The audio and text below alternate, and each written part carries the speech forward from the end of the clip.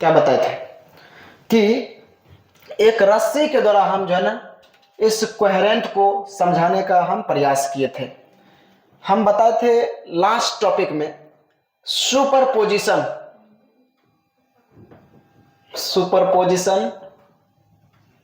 Theorem of light, समझे?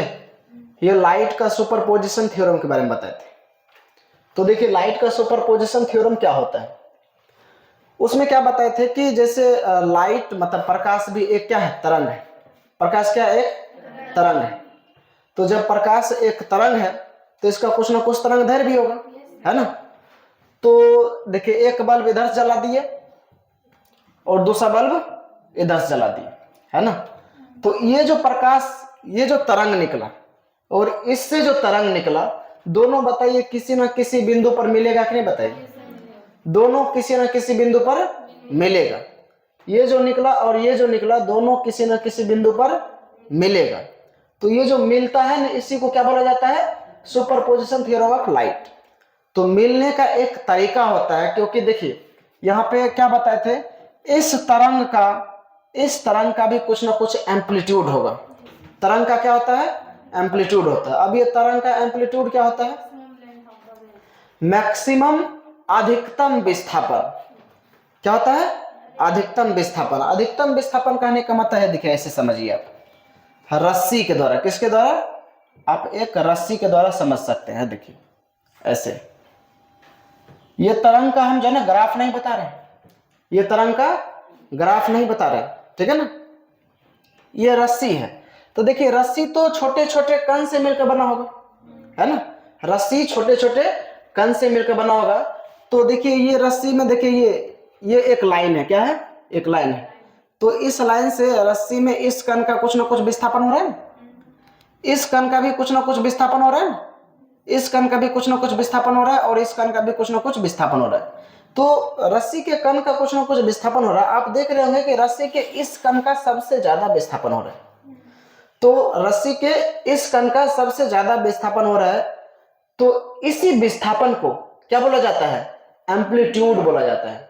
क्या बोला जाता है, एम्पलीट्यूड। और इसको ए से सूचित किया जाता है। किससे सूचित किया जाता है, ए से सूचित किया जाता है। एम्पलीट्यूड को किससे सूचित किया जाता है, ए से। तो इसी तरह से एक तरंग का भी एम्पलीट्यूड होता है, क्योंकि तरंग में भी कोई ना कोई कण या फिर विद्युत क्षेत्र क्या होता है, ऊपर नीचे वाइब्रेट करते रहता है, समझे। तो जितना ज्यादा ऊपर जाएगा, मतलब जो ज्यादा उसका ऊंचाई होगा, जो ज्यादा उसका लंबाई होगा, उसी को क्या बोला जाता है, एम्पलीट्यूड बोला जाता है। समझ में आया। तो देखिए यहाँ पे क्या करने वाले थे, दो तरंग को मर्ज करने वाले थे, दो तरंग को मिलाना चाहते हैं। इसको अगर हम प्रकाश में डायरेक्ट बताएंगे, इसको डायरेक्ट अगर प्रकाश में बताएंगे तो आपको शायद नहीं समझ में आएगा, है ना। लेकिन इस चीज को हम रस्सी के द्वारा बताते हैं। किसके द्वारा, रस्सी के द्वारा है। देखिए रस्सी के द्वारा, देखिए इस चीज को कैसे बताते हैं। किसके द्वारा बताएंगे, रस्सी के द्वारा, रस्सी के द्वारा बताएंगे। है देखिए एक रस्सी है, इस तरह से वो कर रही है ना। अब देखिए दूसरा रस्सी भी क्या किए, इसी में उसको भी ऐसे करके हम ऐसे दो रस्सी को पहले देखिए, एक रस्सी को ऐसे ऐसे करेंगे तो इस तरह से शेप बनेगा ना रस्सी का। एक रस्सी को ऐसे ऐसे वाइब्रेट करेंगे, ऐसे डिस्टर्ब करेंगे तो इस तरह से इस रस्सी का कुछ ना कुछ शेप बनेगा, है ना। फिर क्या किए, जब एक रस्सी को किए तो कुछ ना कुछ देखिए विस्थापन हुआ, कुछ ना कुछ एम्पलीट्यूड हुआ। जब एक और रस्सी को करेंगे तो बताइए इस दोनों रस्सी का कण जब टकराएगा तो विस्थापन बढ़ेगा कि नहीं, बताइए, विस्थापन बढ़ेगा ना। तो इसी तरह से इसका विस्थापन क्या हो जाएगा, बढ़ जाएगा। तो इसी को बोला जाता है कि एम्पलीट्यूड क्या हो गया, बढ़ गया। और इसी को बोला जाता है कि आप दो तरंग को क्या कर दिए, मिला दिए। तो ये जो दोनों तरंग देखिए, इस तरंग का एम्पलीट्यूड, इस तरंग का एम्पलीट्यूड इतना है, नीचे वाला तरंग का एम्पलीट्यूड इतना है ना। जैसे दोनों को एक साथ मिलाए तो एक दूसरे को सपोर्ट करेगा, जुटेगा किसी भी तरह से, है ना। तो दोनों एक दूसरे जुटेगा तो एक तीसरा तरंग बनेगा ना, दोनों को मिला के एक तीसरा तरंग बनेगा। और तीसरे तरंग का जो है, तीसरे तरंग का जो एम्पलीट्यूड है बताइए वो ज्यादा होगा कि नहीं? कम भी हो सकता है, ज्यादा भी हो सकता है।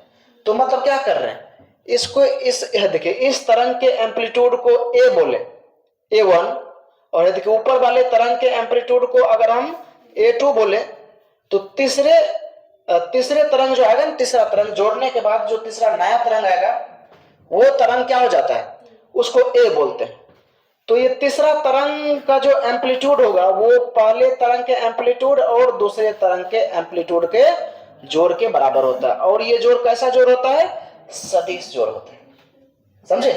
क्योंकि इस दोनों को मिलाने के बाद जो तीसरा तरंग आएगा, क्योंकि इस दोनों को मिलाने के बाद जो तीसरा तरंग आएगा दोनों के एम्पलीट्यूड को जोड़े के बराबर ना होगा।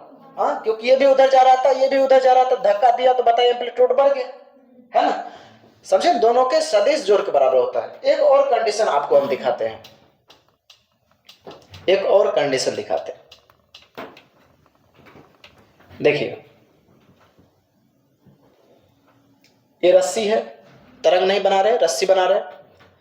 और देखिए ये रस्सी, तो देखिए ये रस्सी जैसे सीधा रखिएगा तो ऐसे रहेगा, जैसे ऐसे वाइब्रेट कीजिएगा ना तब इस शेप में आएगा। ओके, तो यहाँ पे मान लिए क्या कि दो रस्सी, एक और रस्सी है, ठीक है ना? तो इस रस्सी को ऊपर उछाले और दूसरे रस्सी को नीचे ले गए, है ना? ऊपर उछाले 5 मीटर से और नीचे की तरफ भी इसको कितना से उछाले? 5 मीटर से, है ना? तो बताइए दोनों रस्सी को एक ऊपर जा रहा है और दूसरा नीचे आना चाह रहा है, दोनों विपरीत दिशा में। तो बताइए ये ऊपर जाना चाह रहा है, दोनों ने ये नीचे जाना चाह रहा है, तो बताइए टकरा के कहीं जा पाएगा? ये सीधे रह जाएगा। तो जब ये सीधे रह जाएगा मतलब ये नीचे इस तरह से, है ना? नीचे हम दिखा दिए कि अगर मतलब जाएगा तो इस तरह से जाएगा, लेकिन यहाँ पे जब ये ऊपर जाना चाहेगा, ये नीचे जाना चाहेगा, दोनों एक दूसरे के विपरीत दिशा में जाएगा, तो दोनों एक दूसरे को कैंसिल करेगा। ना ही इस रस्सी का विस्थापन ऊपर हो पाएगा, ना ही इस रस्सी का विस्थापन नीचे हो पाएगा। तो विस्थापन होगा ही नहीं, रस्सी सीधा ही रह जाएगा। तो रस्सी सीधा हो जाएगा तो विस्थापन नहीं होगा। विस्थापन नहीं होने का मतलब क्या हुआ? Zero amplitude. विस्थापन को ही एम्पलीट्यूड बोलते हैं। विस्थापन नहीं होने का मतलब क्या हुआ? Zero amplitude. विस्थापन नहीं होने का मतलब हुआ जीरो एम्पलीट्यूड। समझ में आ गया? तो इसको बोला जाता है जीरो एम्पलीट्यूड। तो समझे ना? तो यहाँ पे भी देखिए तीसरा तरंग जो आएगा, ये एक तरंग, ये दूसरा तरंग, और तीसरा तरंग जो आएगा इस दोनों तरंग के एम्पलीट्यूड के सदिश जोड़ के बराबर होगा। तीसरे तरंग के तरंग दैर्घ्य को क्या बोलते हैं? सॉरी, तीसरे तरंग के एम्पलीट्यूड को ए बोले, पहले तरंग के एम्पलीट्यूड को A1 बोले और दूसरे तरंग के एम्पलीट्यूड को A2 बोले। तो ये जो होता है ना, ये दोनों तरंग के एम्पलीट्यूड के सदिश जोड़ के बराबर होते हैं। अब देखिए सदिश में बताएं कि जब दोनों एक दूसरे के विपरीत होता है जीरो हो जाता है, तो उसी तरह से ये ऊपर जा रहा था, ये नीचे जा रहा था, तब ना जीरो हो गया। तो इसी से हमको पता चला कि ये सदिश जोड़ के बराबर होता है। किसके बराबर होता है? ये सदिश जोड़ के बराबर होता है। समझ में आया इतना? तो इसी चीज को बोला जाता है सुपरपोजिशन थ्योरम। क्या बोला जाता है? Superposition theorem. किसका? लाइट का। समझे? तो इसको डिफाइन कैसे करेंगे? देखिए सुपरपोजिशन का मतलब होता है दो तरंग का जुड़ना, मर्ज होना, ऐड होना, जुड़ जाना, है ना? तो दो तरंग का एम्पलीट्यूड, देखिए दो तरंग के एम्पलीट्यूड का सदिश योग तीसरे तरंग के एम्पलीट्यूड के बराबर होता है। इसे क्या कहा जाता है? Superposition theorem. मतलब जब दो तरंग एक दूसरे से मिलता है, जब दो तरंग मिलता है तो दोनों तरंग के एम्पलीट्यूड का सदिश जोड़ तीसरे तरंग के एम्पलीट्यूड के बराबर होता है। इसे क्या कहा जाता है? Superposition theorem. कुछ नहीं, दो तरंग अगर जुड़ेगा, दो तरंग मिलेगा तो वो दोनों के एम्पलीट्यूड के सदिश जोड़ निकाल दीजिए, तो वही हो जाता है तीसरे तरंग का एम्पलीट्यूड, जो नया तरंग बनेगा, है ना? तो अब देखिए सदिश जोड़ कर रहे हैं। कौन जोड़ कर रहे हैं? सदिश जोड़। तो वेक्टर सम कर रहे हैं। तो देखिए सदिश जोड़ करने के लिए आपको क्या करना पड़ेगा? तो आपको बताए थे कि R बराबर एक फॉर्मूला होता है जब दो है। देखिए एक सदिश A है इधर और दूसरा सदिश इधर B है और दोनों के बीच का एंगल कितना है? थीटा है। तो इस दोनों का सदिश जोड़ कितना होता है? A square plus B square plus 2AB cos theta. ये बताए थे। ये फॉर्मूला है दो सदिश का सदिश जोड़ निकालने के लिए फॉर्मूला है ना? अब देखिए, दो सदिश का सदिश जोड़ निकालने का ये एक फॉर्मूला है। तो यहाँ पे जो हम ये ए का मान निकालेंगे, जस्ट इसी तरह से निकालेंगे, है ना। ए का मान भी इसी तरह से निकालेंगे। ये जैसे हो जाएगा ए बराबर a1 का स्क्वायर प्लस a2 का square plus 2a1 a2 into cos theta. लेकिन थीटा के जगह पे क्या होगा, यहाँ पे जो थीटा यूज किया जाएगा, इस दोनों के बीच का एंगल होता है ना, इस दोनों के बीच का कोण, तो यहाँ पर इस दोनों तरंग के बीच का कोण होता है। तरंग के बीच का कोण क्या यूज किया जाता है, ये भी पता है, फेज डिफरेंस बोलती है 90। फेज डिफरेंस यूज किया जाता है। क्या क्या यूज किया जाता है, फेज डिफरेंस। फेज डिफरेंस के बारे में कल तो आधा घंटा फेज डिफरेंस ही बताए थे, है ना। तो देखिए, फेज डिफरेंस अगर समझना है मोटा मोटी कैसे समझिए, अगर हम हाथ ऊपर किए, आप भी हाथ ऊपर किए, तो दोनों सेम फेज में, समझे ना। हम हाथ ऊपर किए, आप हाथ नीचे किए, तो फेज का डिफरेंस आ गया, अलग अलग सिचुएशन में, समझे ना। तो इस तरह से आप इस फॉर्मूला, हाँ, अगर इस दोनों तरंग के बीच का कोण, इस दोनों तरंग का फेज डिफरेंस अगर फाई है, क्या है, फाई है, तो यहाँ पे cos फाई यूज करेंगे, क्योंकि फेज डिफरेंस को फाई से सूचित किया जाता है। क्या यूज करेंगे, फाई। ये फॉर्मूला याद रहेगा, हाँ, याद रहेगा ये फॉर्मूला। चलिए ठीक है। अब देखिए, अब हम दो तरंग, यहाँ पे तो थ्योरी बताए ना कि दो तरंग को जोड़ने का ये तरीका है कि दोनों के एम्पलीट्यूड को आप क्या कर दीजिए, जोड़ दीजिए, तो जुड़ जाएगा, समझे। लेकिन अब आपको जोड़ के दिखाते हैं, जोड़कर दिखाते हैं।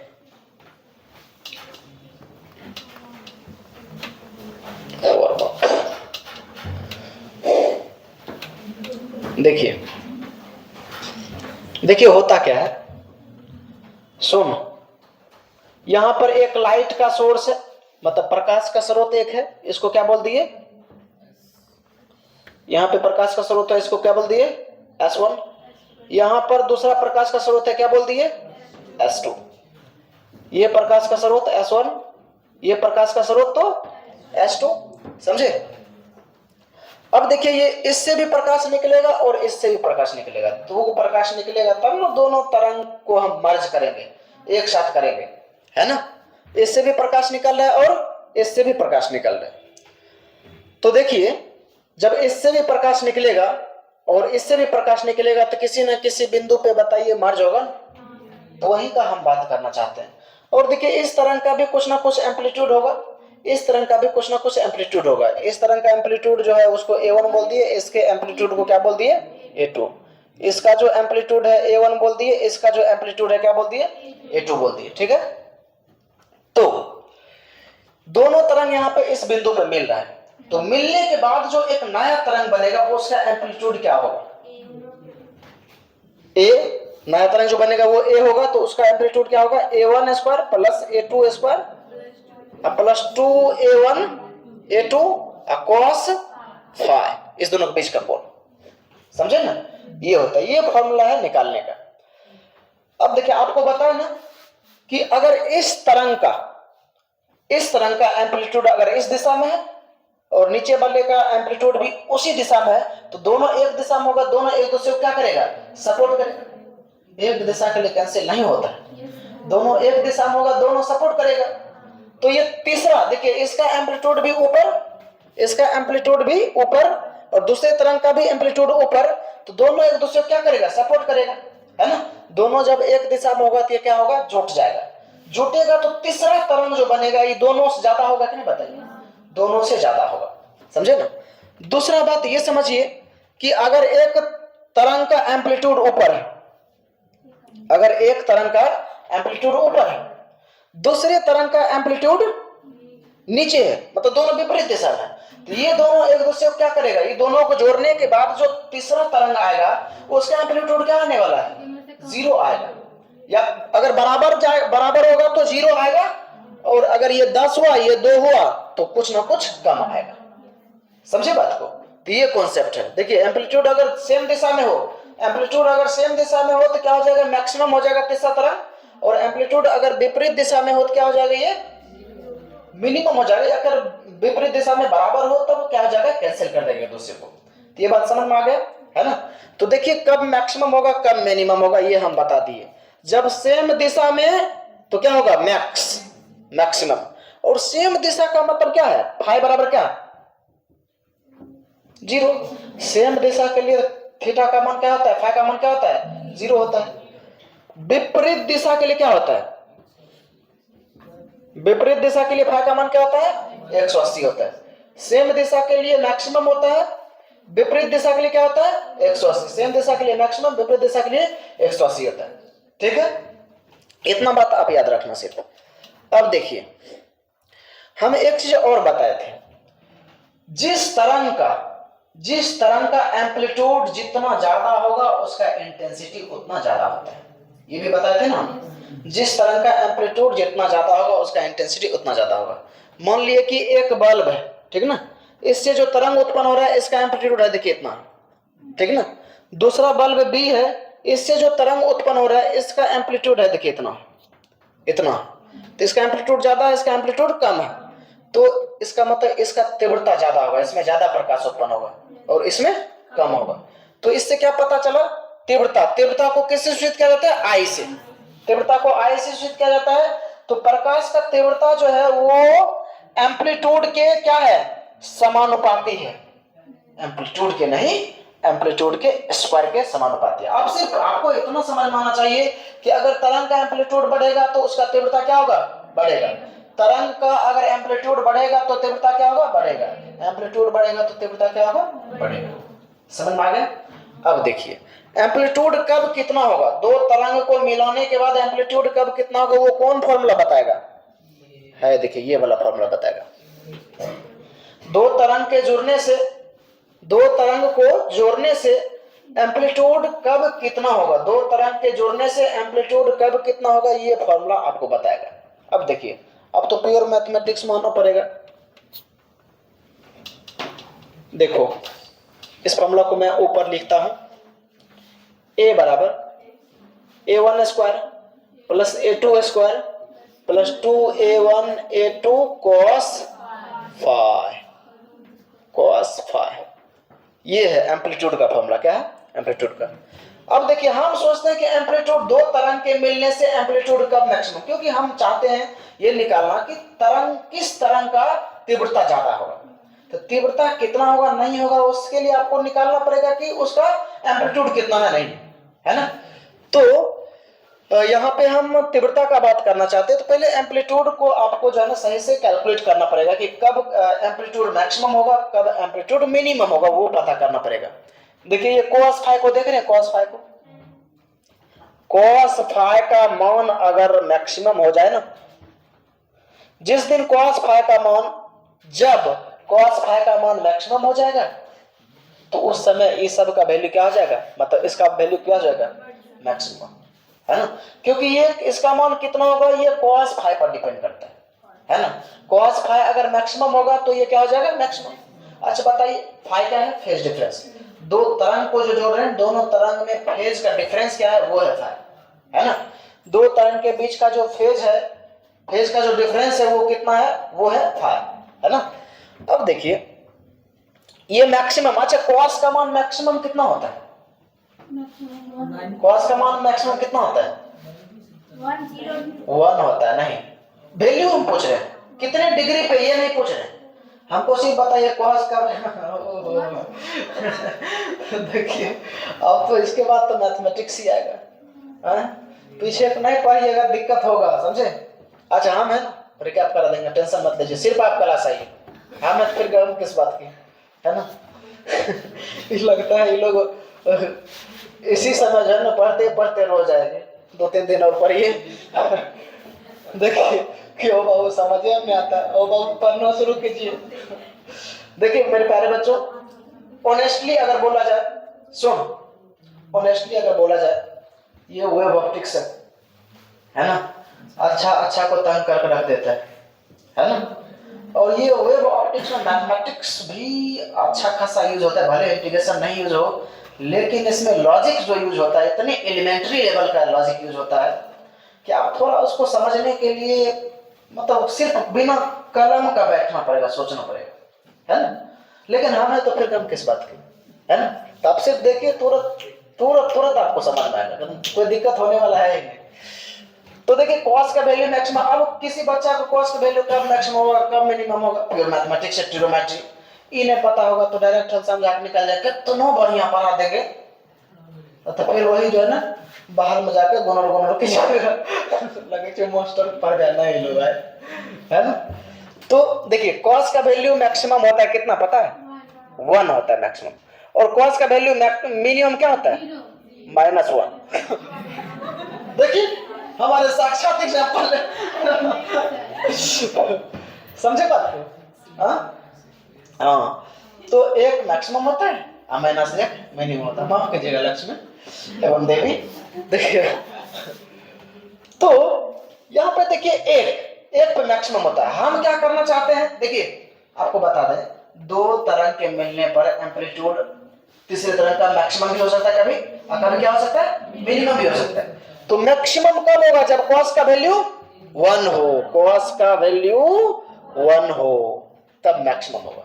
और cos का वैल्यू 1 होने का मतलब फाई का वैल्यू कितना, कहता 90। cos का मतलब फाई का वैल्यू कितना, फाई क्या है, फेज डिफरेंस, मतलब फाई क्या है यहाँ पे 0, फाई क्या है यहाँ पे 0। तो फाई यहाँ पर 0 है, इसका क्या मतलब होता है, इसका मतलब होता है कि फेज डिफरेंस नहीं है। तो वही तो बता रहे थे, फेज डिफरेंस, ये ऊपर तो ये भी ऊपर एक दिशा में, तो मैक्सिमम होगा, है ना। इसको इस तरह से आप प्रैक्टिकली समझ सकते हैं, है ना। तो इसका मतलब फाई 0 कहने का तो मैक्सिमम होगा। तो देखते हैं कि सिर्फ फाई बराबर 0 पे ही एम्पलीट्यूड मैक्सिमम होगा। हम देखते हैं कि फाई बराबर 0 पर ही एम्पलीट्यूड मैक्सिमम होगा, कि कोई और भी एंगल है, कोई और भी कोण है जिसमें कि ये मैक्सिमम होगा। देखते हैं, है देखिए और भी एंगल है, देखिए 2 पाई भी यूज करेंगे ना, 2 पाई समझाते हैं। यहाँ शुरू करें तो पाई यहाँ तक, और फिर यहाँ पे 2 पाई, 2 पाई का मतलब तो यहाँ से फिर से स्टार्टिंग कर देते हैं, 0 ये हुआ, है ना। समझे बात को।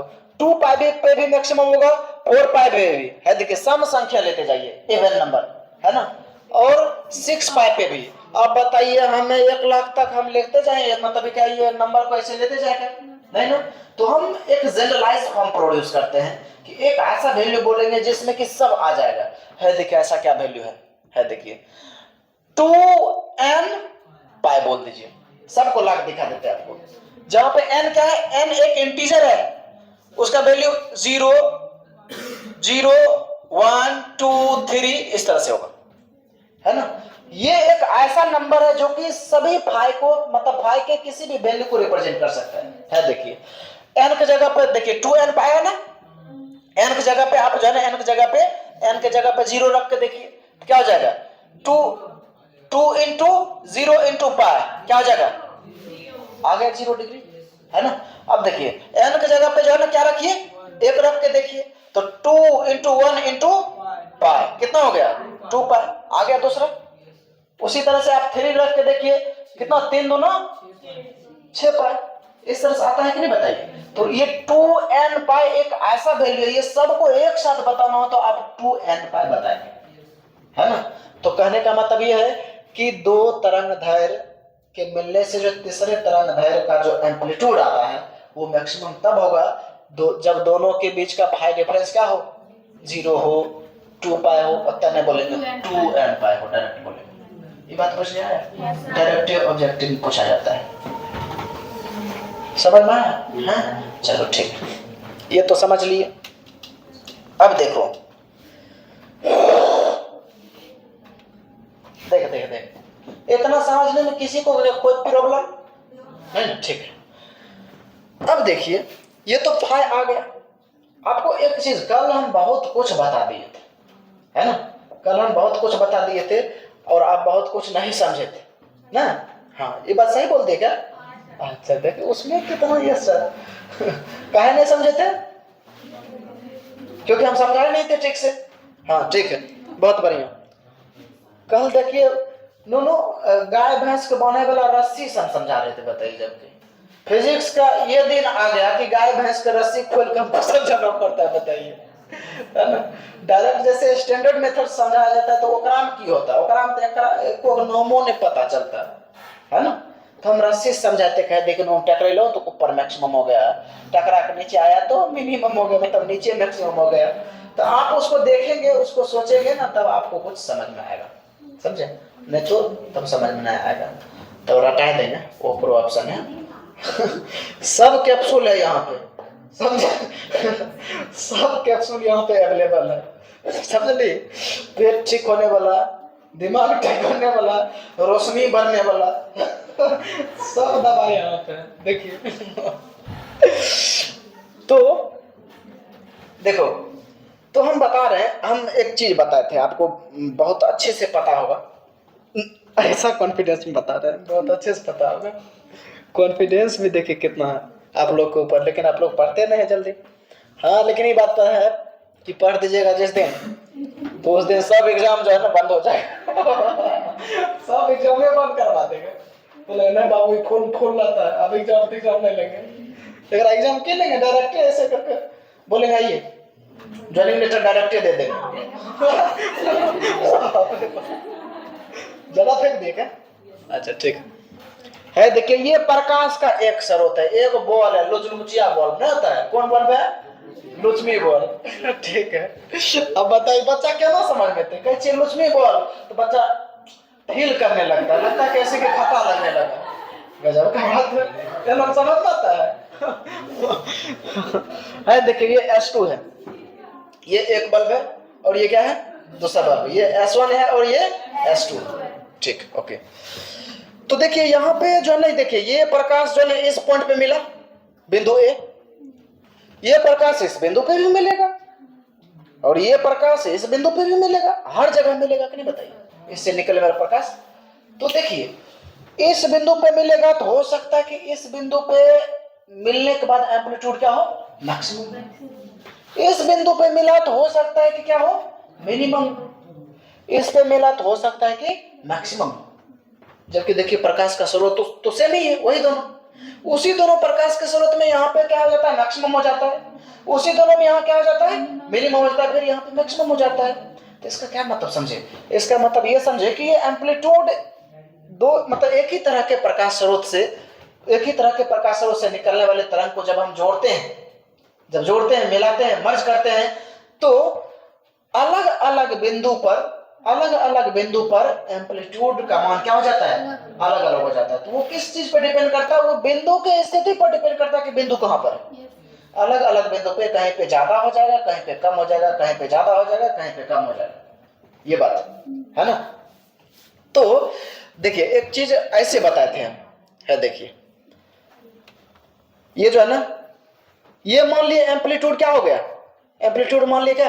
कम हो गया। एक हाइपोथेसिस बता रहे हैं हम कि यहाँ पे एम्पलीट्यूड क्या हो गया? कम हो गया। तो देखिए एम्पलीट्यूड कम होने का ऐसे मोटा मोटी आपको अगर वजह बताएं, तो एम्पलीट्यूड का कम होना, ज्यादा, देखिए एम्पलीट्यूड मैक्सिमम होना, एम्पलीट्यूड मिनिमम होना, ये सब किस पे डिपेंड करता है?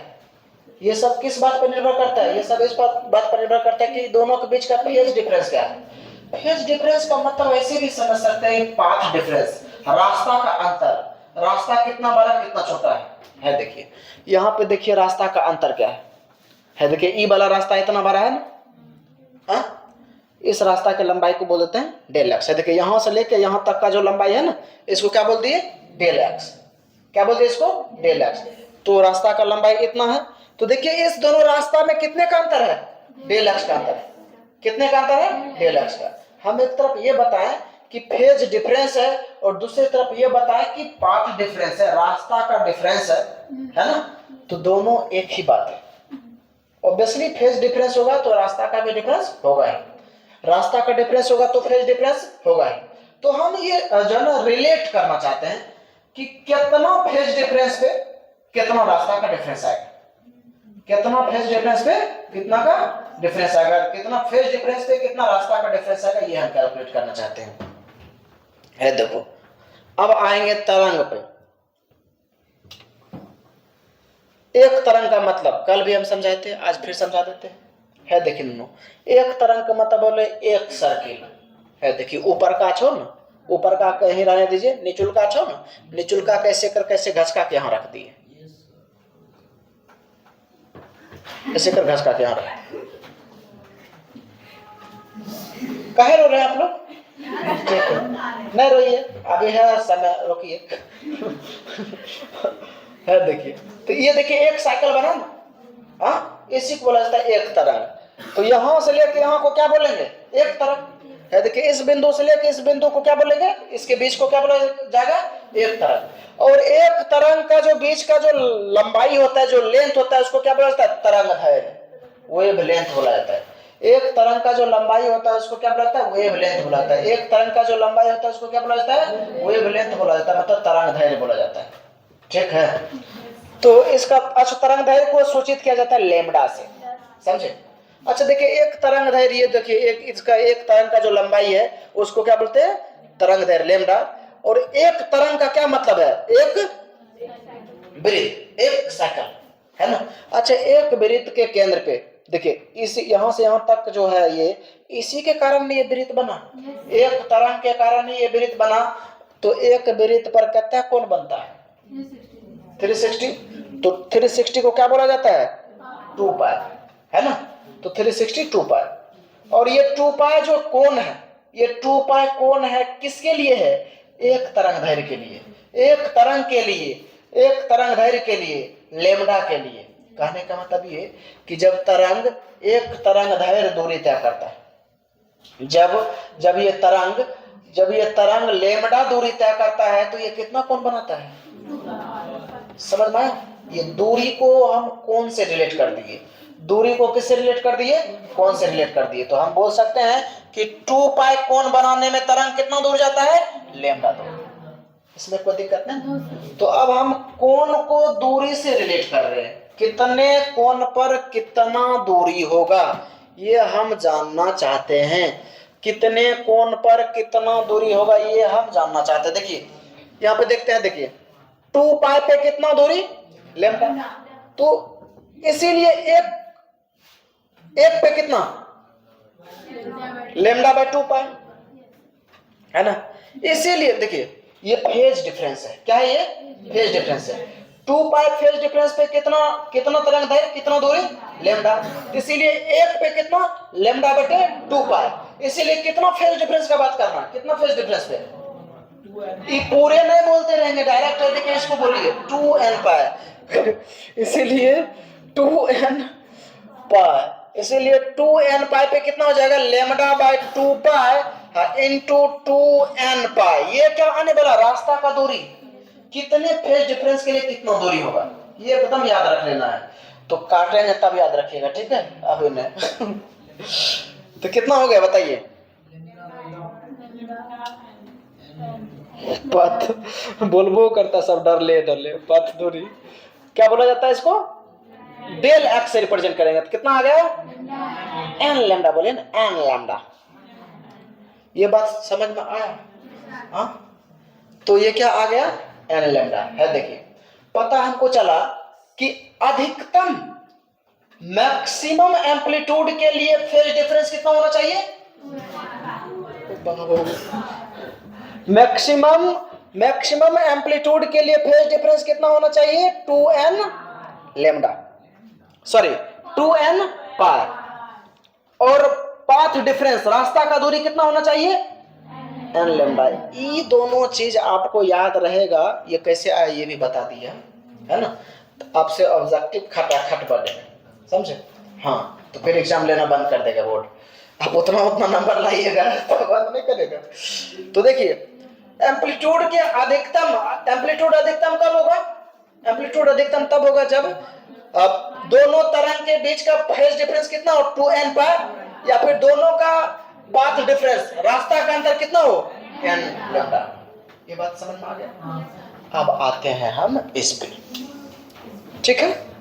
इतना बात समझ में आ गया? अच्छा, तो अब हम मिनिमम वाला बात कर लेते हैं। किसका बात करेंगे? मिनिमम।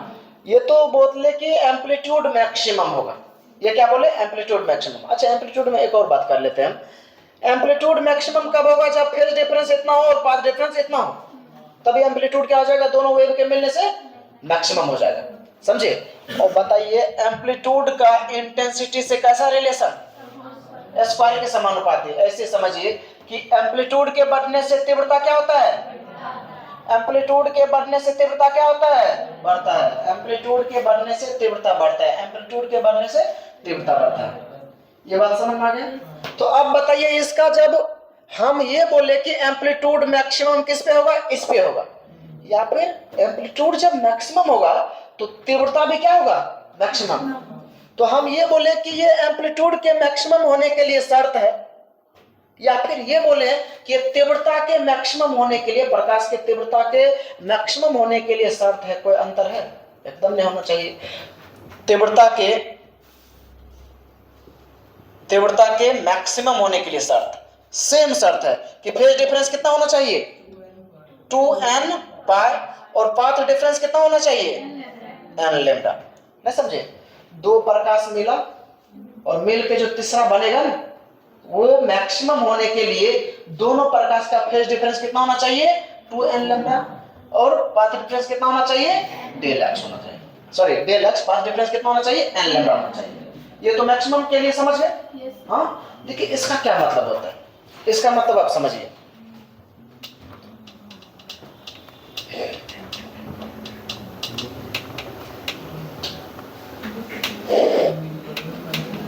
देखिए इसका मतलब हम समझाते हैं आपको। देखिए यहाँ पर एक प्रकाश का स्रोत है, एक बल्ब यहाँ है और दूसरा बल्ब क्या है?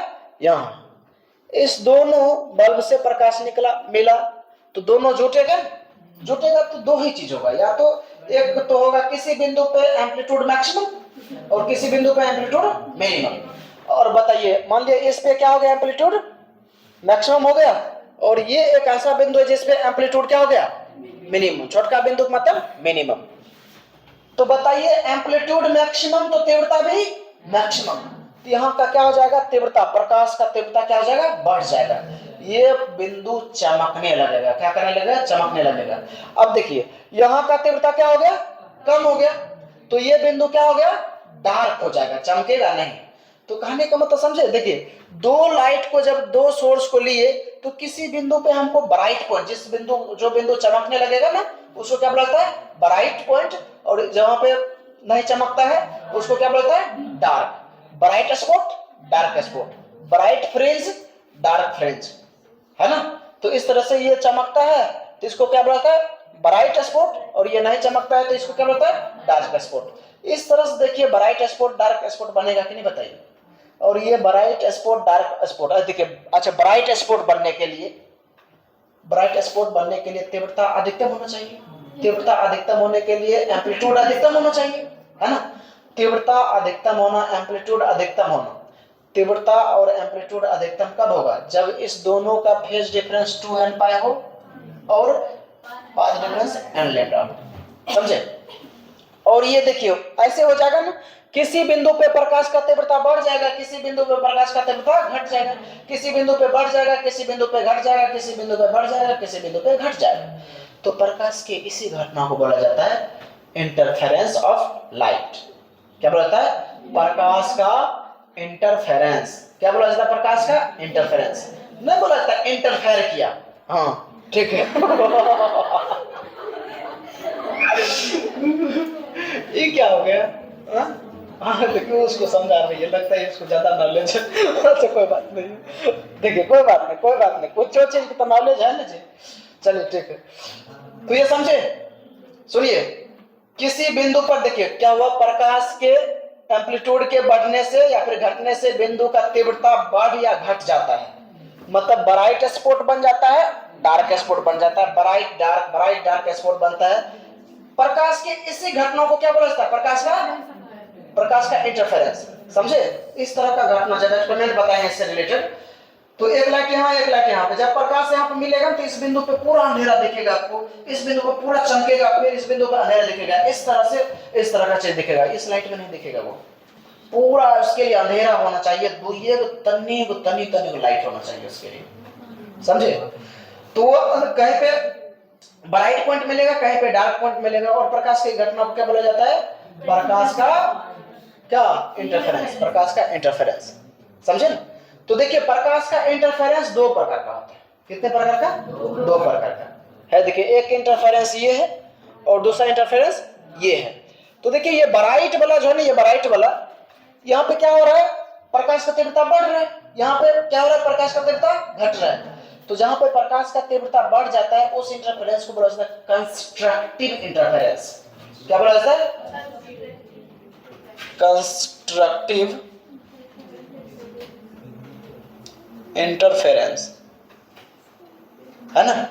और देखिए यहां पे क्या हुआ, प्रकाश का तीव्रता घट गया, यहां पर प्रकाश का तीव्रता क्या हुआ, घट गया। यहां पे प्रकाश का तीव्रता घट गया तो इसको क्या बोला जाता है, डिस्ट्रक्टिव इंटरफेरेंस।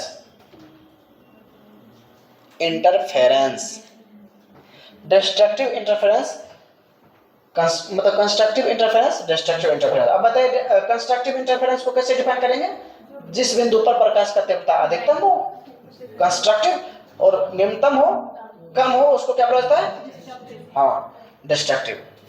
अब देखिए ये लग रहा है कि प्रकाश का तीव्रता यहाँ पे बढ़ गया तो ऊर्जा यहाँ बढ़ गया होगा, यहाँ ऊर्जा घट गया होगा, है ना। तो इस तरह से लगेगा कि ऊर्जा संरक्षित है ही नहीं। तो रेनू है, देखिए अगर इस प्रकाश में क्या है, जितना यहाँ है उतना यहाँ है, दोनों बिंदु का एनर्जी सेम है, लेकिन इस तरह का घटना होता है ना तो इसका थोड़ा सा एनर्जी किसमें आ जाता है, इसमें आ जाता है। हुआ क्या यहाँ पे सब बिंदु सेम ही चमकता है, लेकिन यहाँ पे क्या हुआ, ये ज्यादा चमकता है ये कम चमकता है। इसका क्या मतलब हुआ, इसका जो है ना ये जो इसीलिए कम चमकने लगा क्योंकि इसका ऊर्जा किसमें चला गया, इसमें आ गया, इसीलिए ये ज्यादा चमकने लगा। तो मिला जुला कैन हो गया, आखिर ये बर्बाद नहीं है ना, ये यहाँ पे आ गया।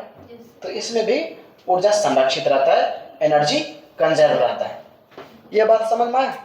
तो ये कब होगा,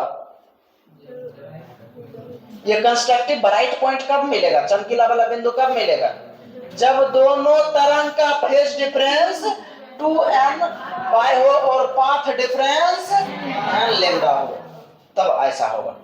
फेज डिफरेंस कितना हो 2n पाई, पाथ डिफरेंस कितना हो n लैम्डा। डायरेक्ट ऑब्जेक्टिव पूछा जाता है, condition for constructive interference. Constructive मतलब ब्राइट स्पॉट के लिए क्या कंडीशन है, फेज डिफरेंस कितना होना चाहिए 2n पाई, या फिर पाथ डिफरेंस कितना होना चाहिए n लैम्डा। समझ में आया। अच्छा इसके लिए तो आ गया, लेकिन इसके लिए क्या होगा, फेज डिफरेंस और पाथ डिफरेंस। डिस्ट्रक्टिव के लिए क्या होगा, यहाँ पे क्या होगा बताइए कि एम्पलीट्यूड क्या दिखेगा आपको, मिनिमम। यहाँ पर एम्पलीट्यूड आपको क्या दिखेगा, मिनिमम दिखेगा, यहाँ पे एम्पलीट्यूड आपको मिनिमम दिखेगा। लेकिन इसके लिए क्या कंडीशन, इसके लिए भी कोई ना कोई कंडीशन होना चाहिए कि नहीं, बताइए क्या कंडीशन, उसका कंडीशन अभी नहीं लिखा है। और यहाँ पता है कि यहाँ का एम्पलीट्यूड क्या होने वाला है, मिनिमम होने वाला है। एम्पलीट्यूड का वही फॉर्मूला आप देखेंगे और देखेंगे कि मिनिमम एम्पलीट्यूड कब होगा, है ना। देखिए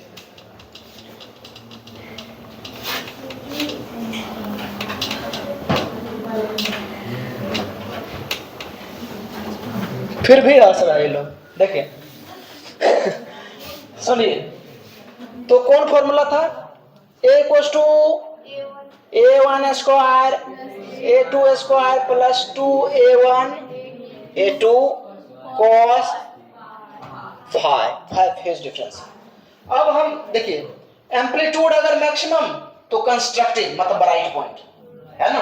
और इसको मैक्सिमम होने के लिए शर्त हम निकाले कि फेज डिफरेंस कितना होना चाहिए 2n पाई, एक ही बात है, और पाथ डिफरेंस n लैम्डा। समझे, इतना याद रहेगा तुरंत ऑब्जेक्टिव बन जाएगा। अब हमको क्या चाहिए कि एम्पलीट्यूड कभी मिनिमम भी तो होगा, कभी डार्क पॉइंट भी, जब एम्पलीट्यूड मिनिमम, अच्छा बताइए एम्पलीट्यूड जब मिनिमम होगा तो इंटेंसिटी क्या होगा, तो इंटेंसिटी कम होने से डार्क नहीं दिखेगा, दिखेगा ना, तो ये डार्क बनेगा। तो एम्पलीट्यूड ये मिनिमम कब होगा, इसी से पता चलेगा। यही एम्पलीट्यूड को बताने वाला, दो तरंग के मिलने से जो रिजल्टेंट तरंग आता है, जो परिणामी तरंग आता है, उसका एम्पलीट्यूड कितना होगा वो इस फॉर्मूला पर निर्भर करता है, वो इस फॉर्मूला पर निर्भर करता है। तो देखिए, और ये फॉर्मूला किस पर निर्भर करता है, cos फाई पर निर्भर करता है। किस पर निर्भर करता है, cos फाई पर। अब बताइए cos फाई का मतलब क्या, cos फाई का मिनिमम वैल्यू क्या है -1। देखिए जब cos फाई -1 होगा उस समय एम्पलीट्यूड भी क्या होगा -1। जब cos फाई मिनिमम होगा, जब cos फाई मिनिमम होगा तो एम्पलीट्यूड भी क्या होगा मिनिमम। जब cos फाई मिनिमम होगा तो एम्पलीट्यूड भी क्या होगा मिनिमम होगा। अब मिनिमम कितना होगा, cos फाई मिनिमम कहने का क्या मतलब है -1, -1 कहने का मतलब क्या है फाई, कितना 180। 180 को क्या बोलते हैं, पाई बोलते हैं। कहने का तो समझे कि इसका मिनिमम दो वेव के मिलने पर मिनिमम एम्पलीट्यूड तब होगा। मिनिमम एम्पलीट्यूड का मतलब क्या हुआ, मिनिमम इंटेंसिटी।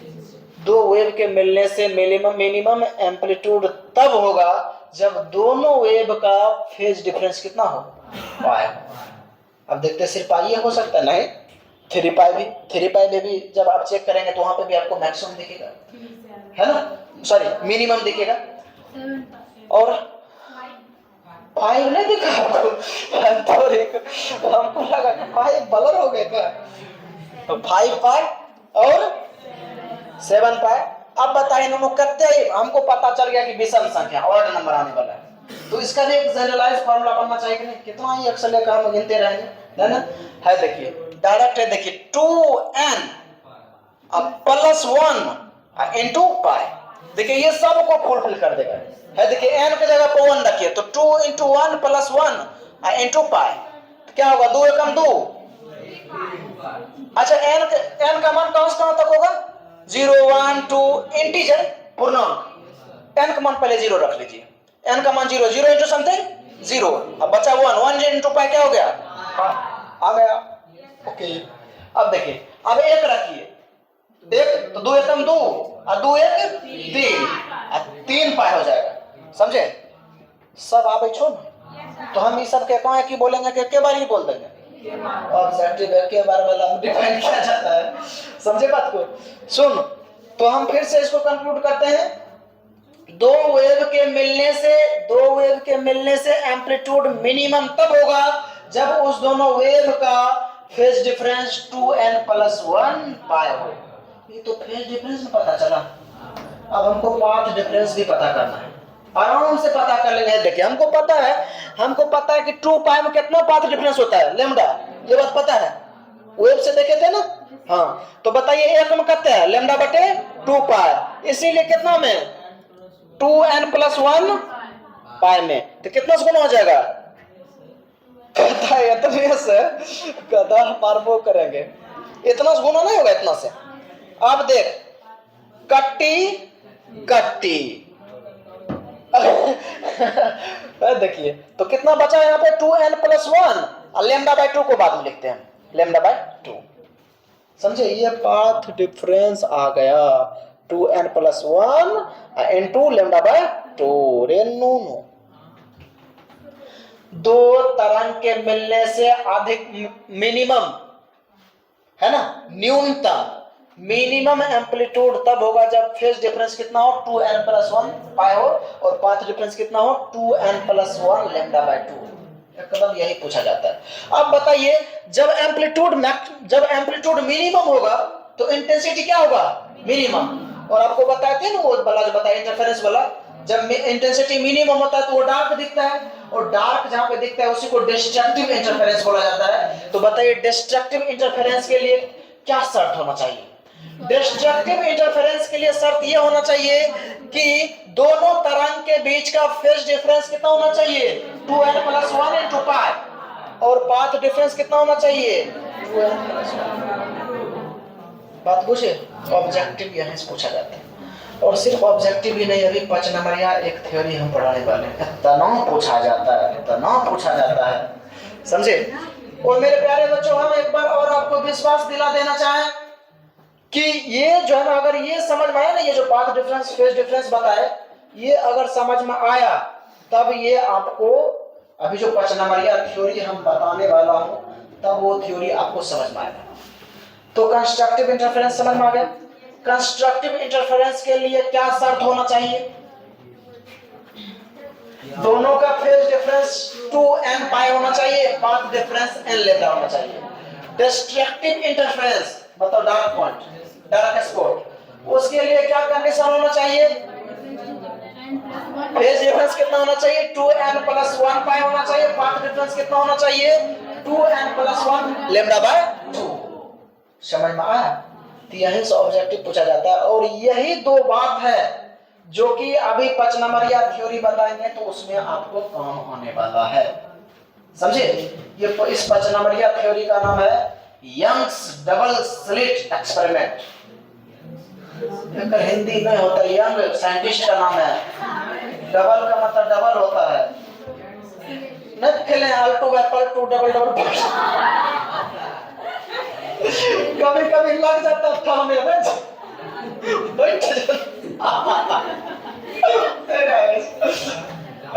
देखिए समझ में आया? तो ये बहुत ही इंपॉर्टेंट क्वेश्चन है, बहुत बार पूछा जाता है। कितने नंबर में? 5 नंबर। कितने नंबर में? 5 नंबर।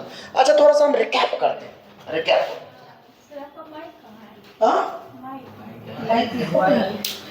आपके पास में लग रहा है table record? Okay it's okay ठीक है, मतलब हमको नहीं खोजने की जगह माइक खोजने क्या है? दुनिया दुनिया दुनिया देखिए बड़ी ओझिला है। ओझिला होता है क्या? और पेंचीदा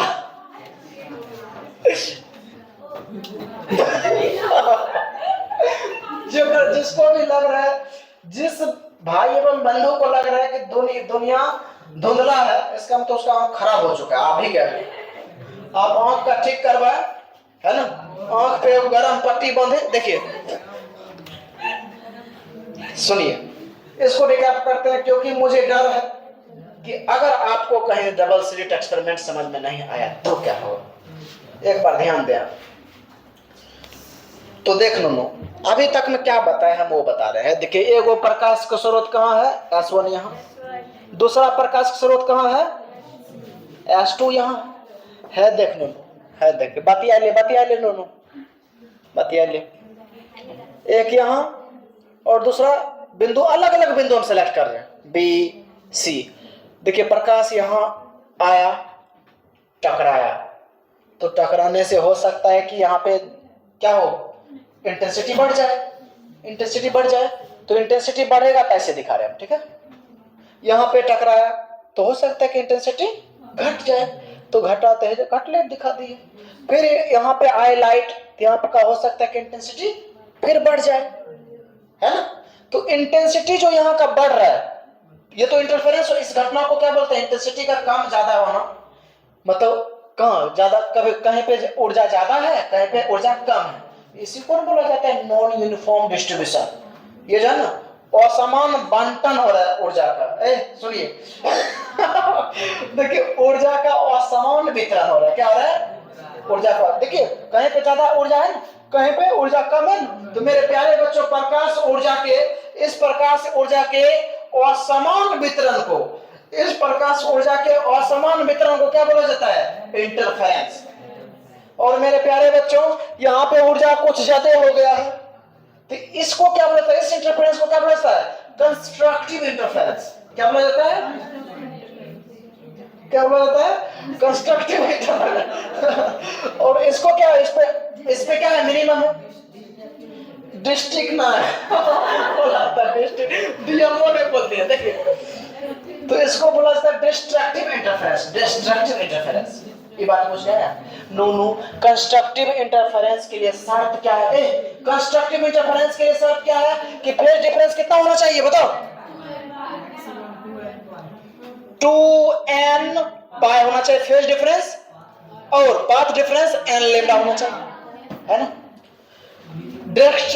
डिस्ट्रक्टिव मिनिमम, डिस्ट्रक्टिव इंटरफेरेंस के लिए, डिस्ट्रक्टिव इंटरफेरेंस के लिए फेज डिफरेंस कितना होना चाहिए? बताओ। रुके 2n+1 बाय, और पाथ डिफरेंस लैम्डा बाय 2। बात समझ में आया? तो मेरे प्यारे बच्चों, आज के बाद कहीं पे भी कंस्ट्रक्टिव इंटरफेरेंस, ये ब्राइट पॉइंट, ये डार्क पॉइंट, कहीं पे भी ब्राइट पॉइंट, हमको ब्राइट स्पॉट का बात करना हो तो डायरेक्ट हम किसका बात करेंगे? इनडायरेक्टली फेज डिफरेंस 2n पाई, path difference n lambda. Dark का बात करेंगे तो इस कंडीशन को अगर ये बोल दिए तो आपको समझ में आ जाना चाहिए कंस्ट्रक्टिव का बात करने वाले हम, ब्राइट पॉइंट आएगा। अगर ये बोलेंगे तो आपको समझ में आना चाहिए कि कौन पॉइंट आएगा? डार्क पॉइंट आएगा। किसी प्रकार का कोई दिक्कत? हम रिकैप कर दिए एक बार, आते हैं तब, जब आएगा तो आएगा। यंग्स डबल स्लिट एक्सपेरिमेंट मेरे प्यारे बच्चों 5 नंबर का पूछा जाता है।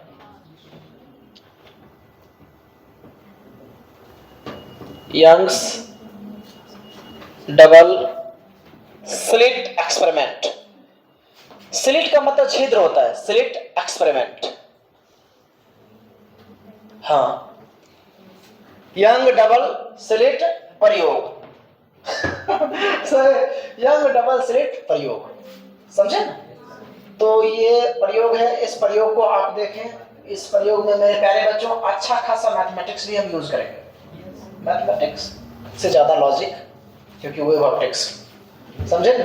हाँ, अच्छा, इसी तरह से कुछ इलेक्ट्रोमैग्नेटिक वेव भी आपको तंग किया था कुछ, और ये तो क्योंकि वेव है, वो भी इलेक्ट्रोमैग्नेटिक वेव, और ये भी वेव है ना? और एक और है तंग किया था आपको, हमको पता है, आप शायद भूल गए होंगे आप लोग तो भूल जाते हैं, हमको याद रहता है, इलेक्ट्रोमैग्नेटिक इंडक्शन। वो इतना मैथमेटिक्स आया था, इतना ज्यादा वेरिएशन था, इतना ज्यादा वेरिएशन, बचपा आय का बोल रहा था, सर जी कितना भारी लगता है समझे? उससे ज्यादा मैथमेटिक्स कहीं पे भी फिजिक्स में यूज नहीं होता है। देखिए, तो इन्हें देखो लक्ष्मी, इधर देखिए लक्ष्मी को कल जो समझ में आया था आज भागी देखिए, तो यंग्स डबल स्लिट एक्सपेरिमेंट क्या है? देखिए हुआ क्या, आपको कहानी बताते हैं इसका। यंग्स एक साइंटिस्ट का नाम है, वैज्ञानिक का नाम है, वैज्ञानिक का नाम है, ठीक है? तो एक टाइम था जब बात इस मतलब चर्चा चल रहा था इस पे कि ये प्रकाश तरंग है कि कण है ना? तो उस समय जो है ना बहुत सारे साइंटिस्ट बोल दिया था कि ये प्रकाश जो है ना तरंग होना चाहिए, लाइट वेव प्रॉपर्टी को शो करता है, वेव नेचर को शो करता है। तो ये बात कौन सुन लिए? यंग साहब। सिर्फ बोलने से नहीं होगा ना कि लाइट जो है ना ये प्रकाश तरंग प्रकृति को दिखाता है, ये सिर्फ बोलने से नहीं होगा, ये आपको दिखाना पड़ेगा एक्सपेरिमेंट के द्वारा कि देखो भाई यहाँ पे देखो ये वेव वाला कैरेक्टर को शो कर रहा है, और किसी कोई वेव है, कोई तरंग है या फिर कण है, ये पता कैसे चलेगा? देखिए, कोई अगर तरंग होगा तो वो इंटरफेरेंस घटना को दिखाएगा। अभी बताया ना इंटरफेरेंस, इंटरफेरेंस मतलब कहीं पे चमकीला, कहीं पे धुंधला, चमकीला धुंधला। अगर कोई तरंग है तो वो इंटरफेरेंस पैटर्न को दिखाएगा, ये चमकीला धुंधला, bright spot, dark spot, bright spot, dark spot, इस तरह के पैटर्न को क्या बोला जाता है? Interference pattern. अगर कोई तरंग है तो वो क्या दिखाएगा? इंटरफेरेंस घटना को दिखाएगा, इंटरफेरेंस पैटर्न को दिखाएगा, है ना? तो अब ये प्रकाश तरंग है कि न है, इसको पता करना पड़ेगा एक्सपेरिमेंट के द्वारा। अगर बताइए दो प्रकाश का स्रोत लिए, है ना, तो ये प्रकाश जो आया ये भी इस तरह का चीज दिखा दिया, मतलब bright spot, dark spot, bright spot, dark spot, इस तरह का इंटरफेरेंस अगर प्रकाश भी दिखा दिया, अगर प्रकाश भी इस तरह का इंटरफेरेंस दिखा दिया, इस तरह का घटना दिखा दिया, तो क्या प्रकाश को आप तरंग नहीं बोलेंगे क्या? तो मेन पर्पस यही है कि हम ये दिखा पाए एक्सपेरिमेंट के द्वारा कि प्रकाश जो है ना ये bright spot, dark spot, bright spot, dark spot बनाता है ना? यहाँ चमकीला, यहाँ धुंधला, कहीं पे बहुत ज्यादा चमक रहा है, कहीं पे अंधेरा है ना? अगर ये प्रकाश इंटरफेरेंस पैटर्न को दिखाएगा, अगर ये प्रकाश इंटरफेरेंस पैटर्न को दिखाएगा, इंटरफेरेंस घटना को दिखाएगा, ब्राइट स्पॉट, डार्क स्पॉट को दिखाएगा, तो इसका मतलब प्रकाश क्या है? तरंग। पहली बार हम प्रूफ कर रहे हैं कि प्रकाश तरंग। हम आइंस्टीन के एक्सपेरिमेंट से प्रूफ कर चुके, फोटो इलेक्ट्रिक इफेक्ट, कि प्रकाश एक कण है, वहीं पे फोटोन को डिफाइन किए थे। आज वो है, और वेव ऑप्टिक्स पढ़ने का यही पर्पस है कि हम प्रूफ करेंगे कि प्रकाश एक तरंग कैसे है ना? तरंग तब ही होगा जब ये इंटरफेरेंस पैटर्न को शो करे, मतलब कहीं पे चमकने लगे, कहीं पे डीम लाइट हो जाए, फिर कहीं पे चमकने लगे, फिर कहीं पे डीम लाइट, मतलब bright spot, dark spot, bright spot, dark spot, इस तरह का पैटर्न अगर लाइट दिखा दिया तो क्या आप समझेंगे कि ये इंटरफेरेंस पैटर्न को दिखा रहा है, इसका मतलब प्रकाश क्या है? तरंग। ये जैसे यंग साहब सुने इस चीज को कि अच्छा प्रकाश तरंग है, तुरंत जो है यंग साहब एक एक्सपेरिमेंटल सेटअप सुने। क्या उसको सुनाई दिया? Experimental setup. देखिए, तुरंत वो सोचना शुरू किया एक एक्सपेरिमेंटल सेटअप के लिए कि आखिर ऐसा कोई, सुनिए, आखिर ऐसा कोई एक्सपेरिमेंट है, ऐसा कुछ एक्सपेरिमेंट है जो जिससे कि हम दिखा पाए, ऐसा कोई एक्सपेरिमेंट है जिससे हम दिखा पाए कि ये लाइट इंटरफेरेंस पैटर्न को शो करता है। लाइट कहीं पे ब्राइट स्पॉट बनाता है, कहीं पे डार्क स्पॉट बनाता है। तो उसके लिए तो पहले दो लाइट को मिलाना पड़ेगा, दो तरंग को मिलाना पड़ेगा, है ना, मिलाना पड़ेगा।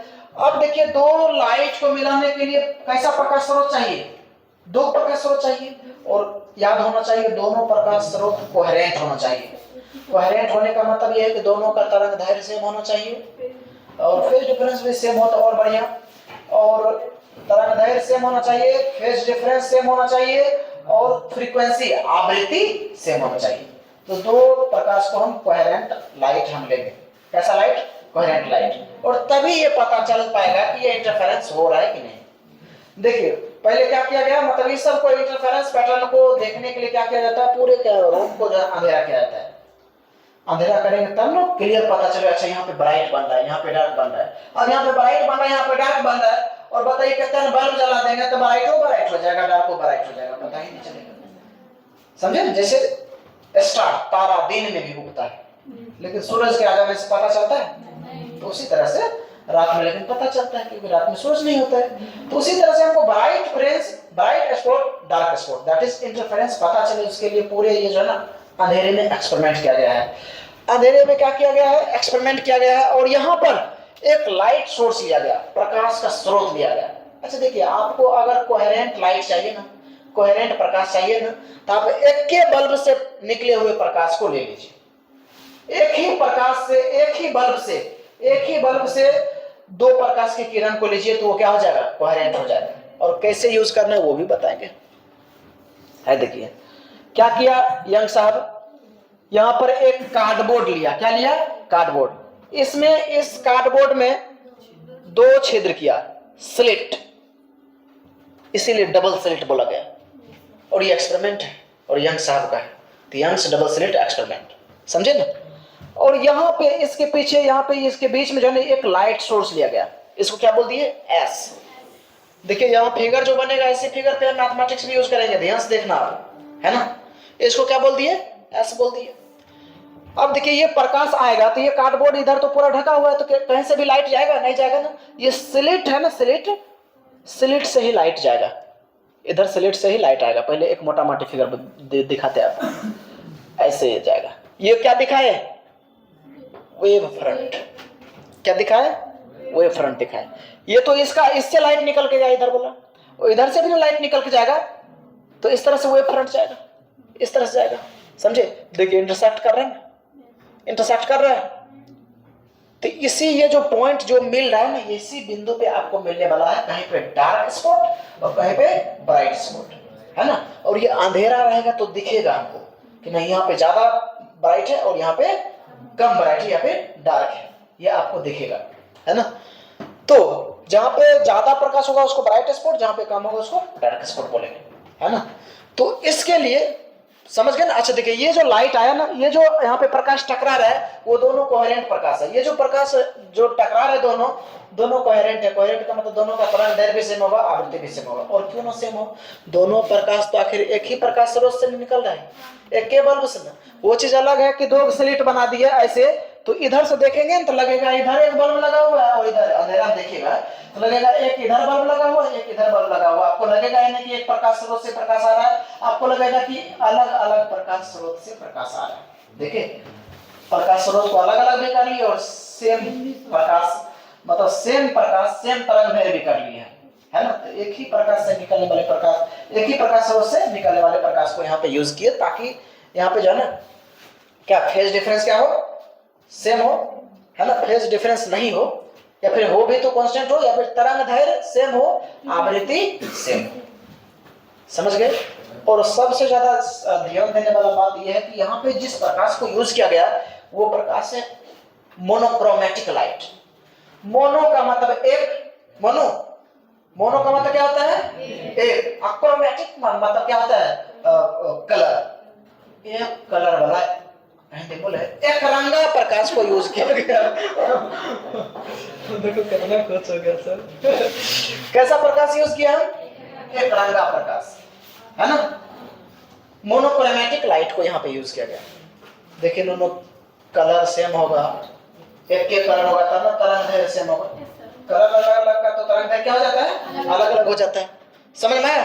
अब देखिए हम जो है ना एक्सपेरिमेंटल सेटअप बनाते हैं, ये तो दिखा दिए, थोड़ा सा थोड़ा डेंग दे दिए हम, थोड़ा हम बता दिए कि इस तरह का बात हो रहा है यहाँ पर।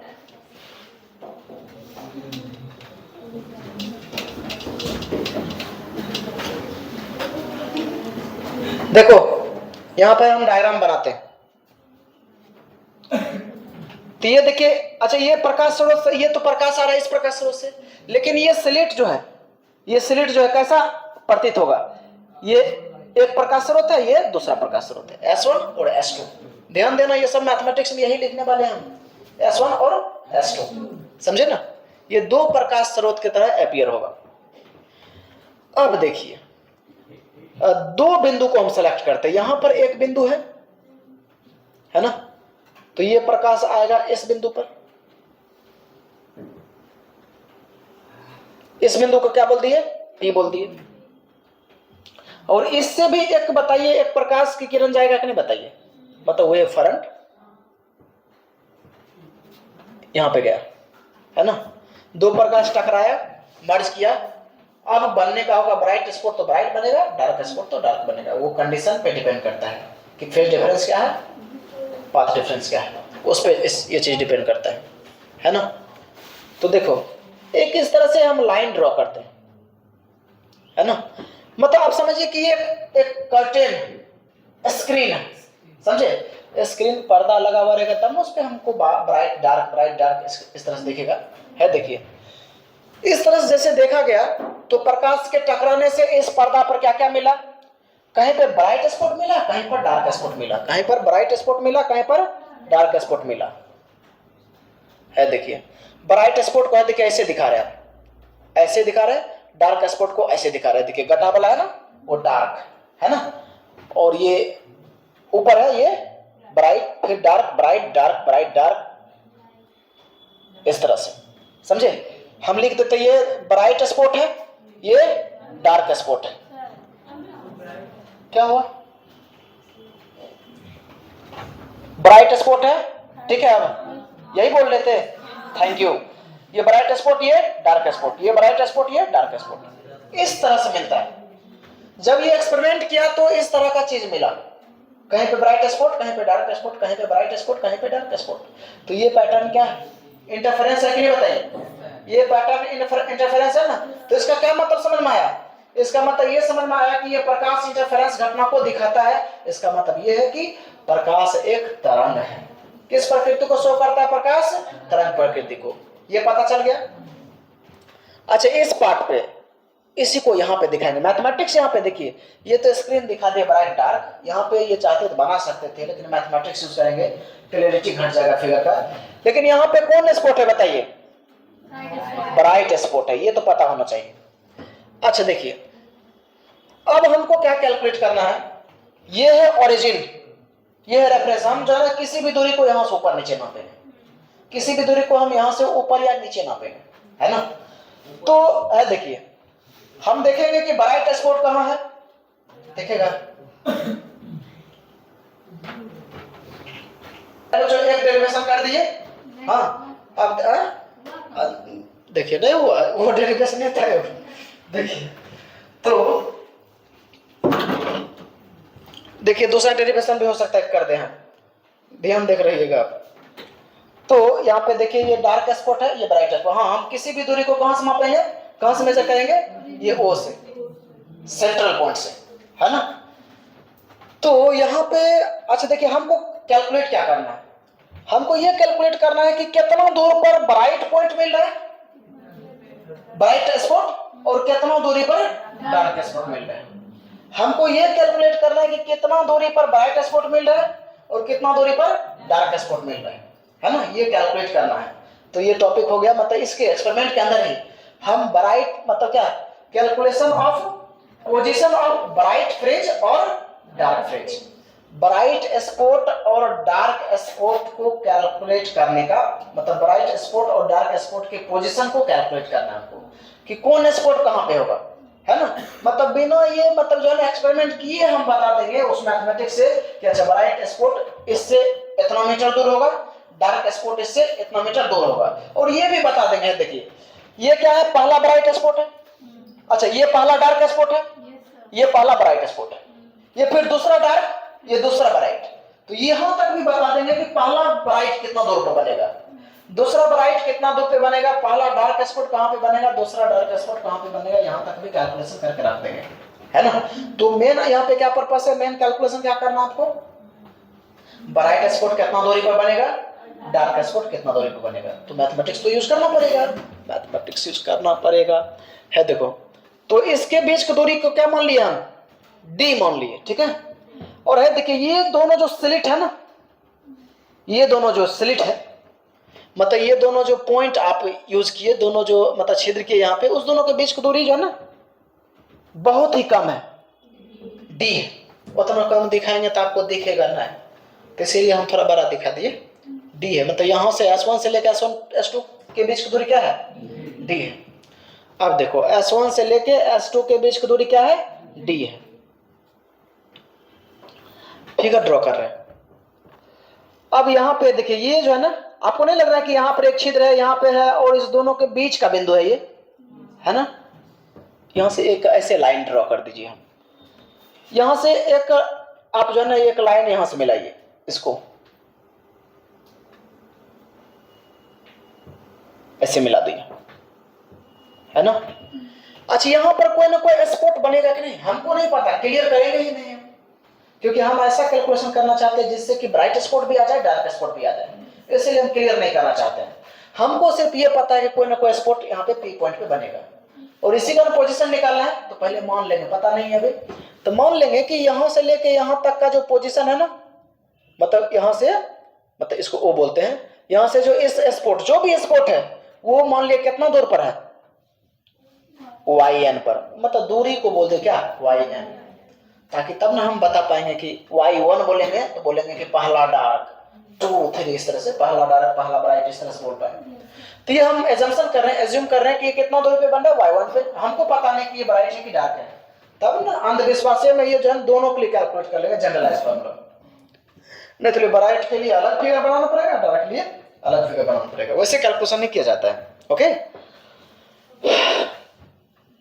अब देखो तो यहां पे एक और कंस्ट्रक्शन करना पड़ेगा आपको, है देखो इस पे एक लंब डाल दिए, क्या डाल दिए, लंब। अच्छा बताइए यहां और यहां, इस दोनों, अच्छा यहां पे भी एक रेखा खींच दिए, मतलब बना दिए हॉरिजॉन्टल, एक अक्ष बना दिए, ताकि पता चले कि ये जो है ना, ये इससे कितना कोण बना रहा है।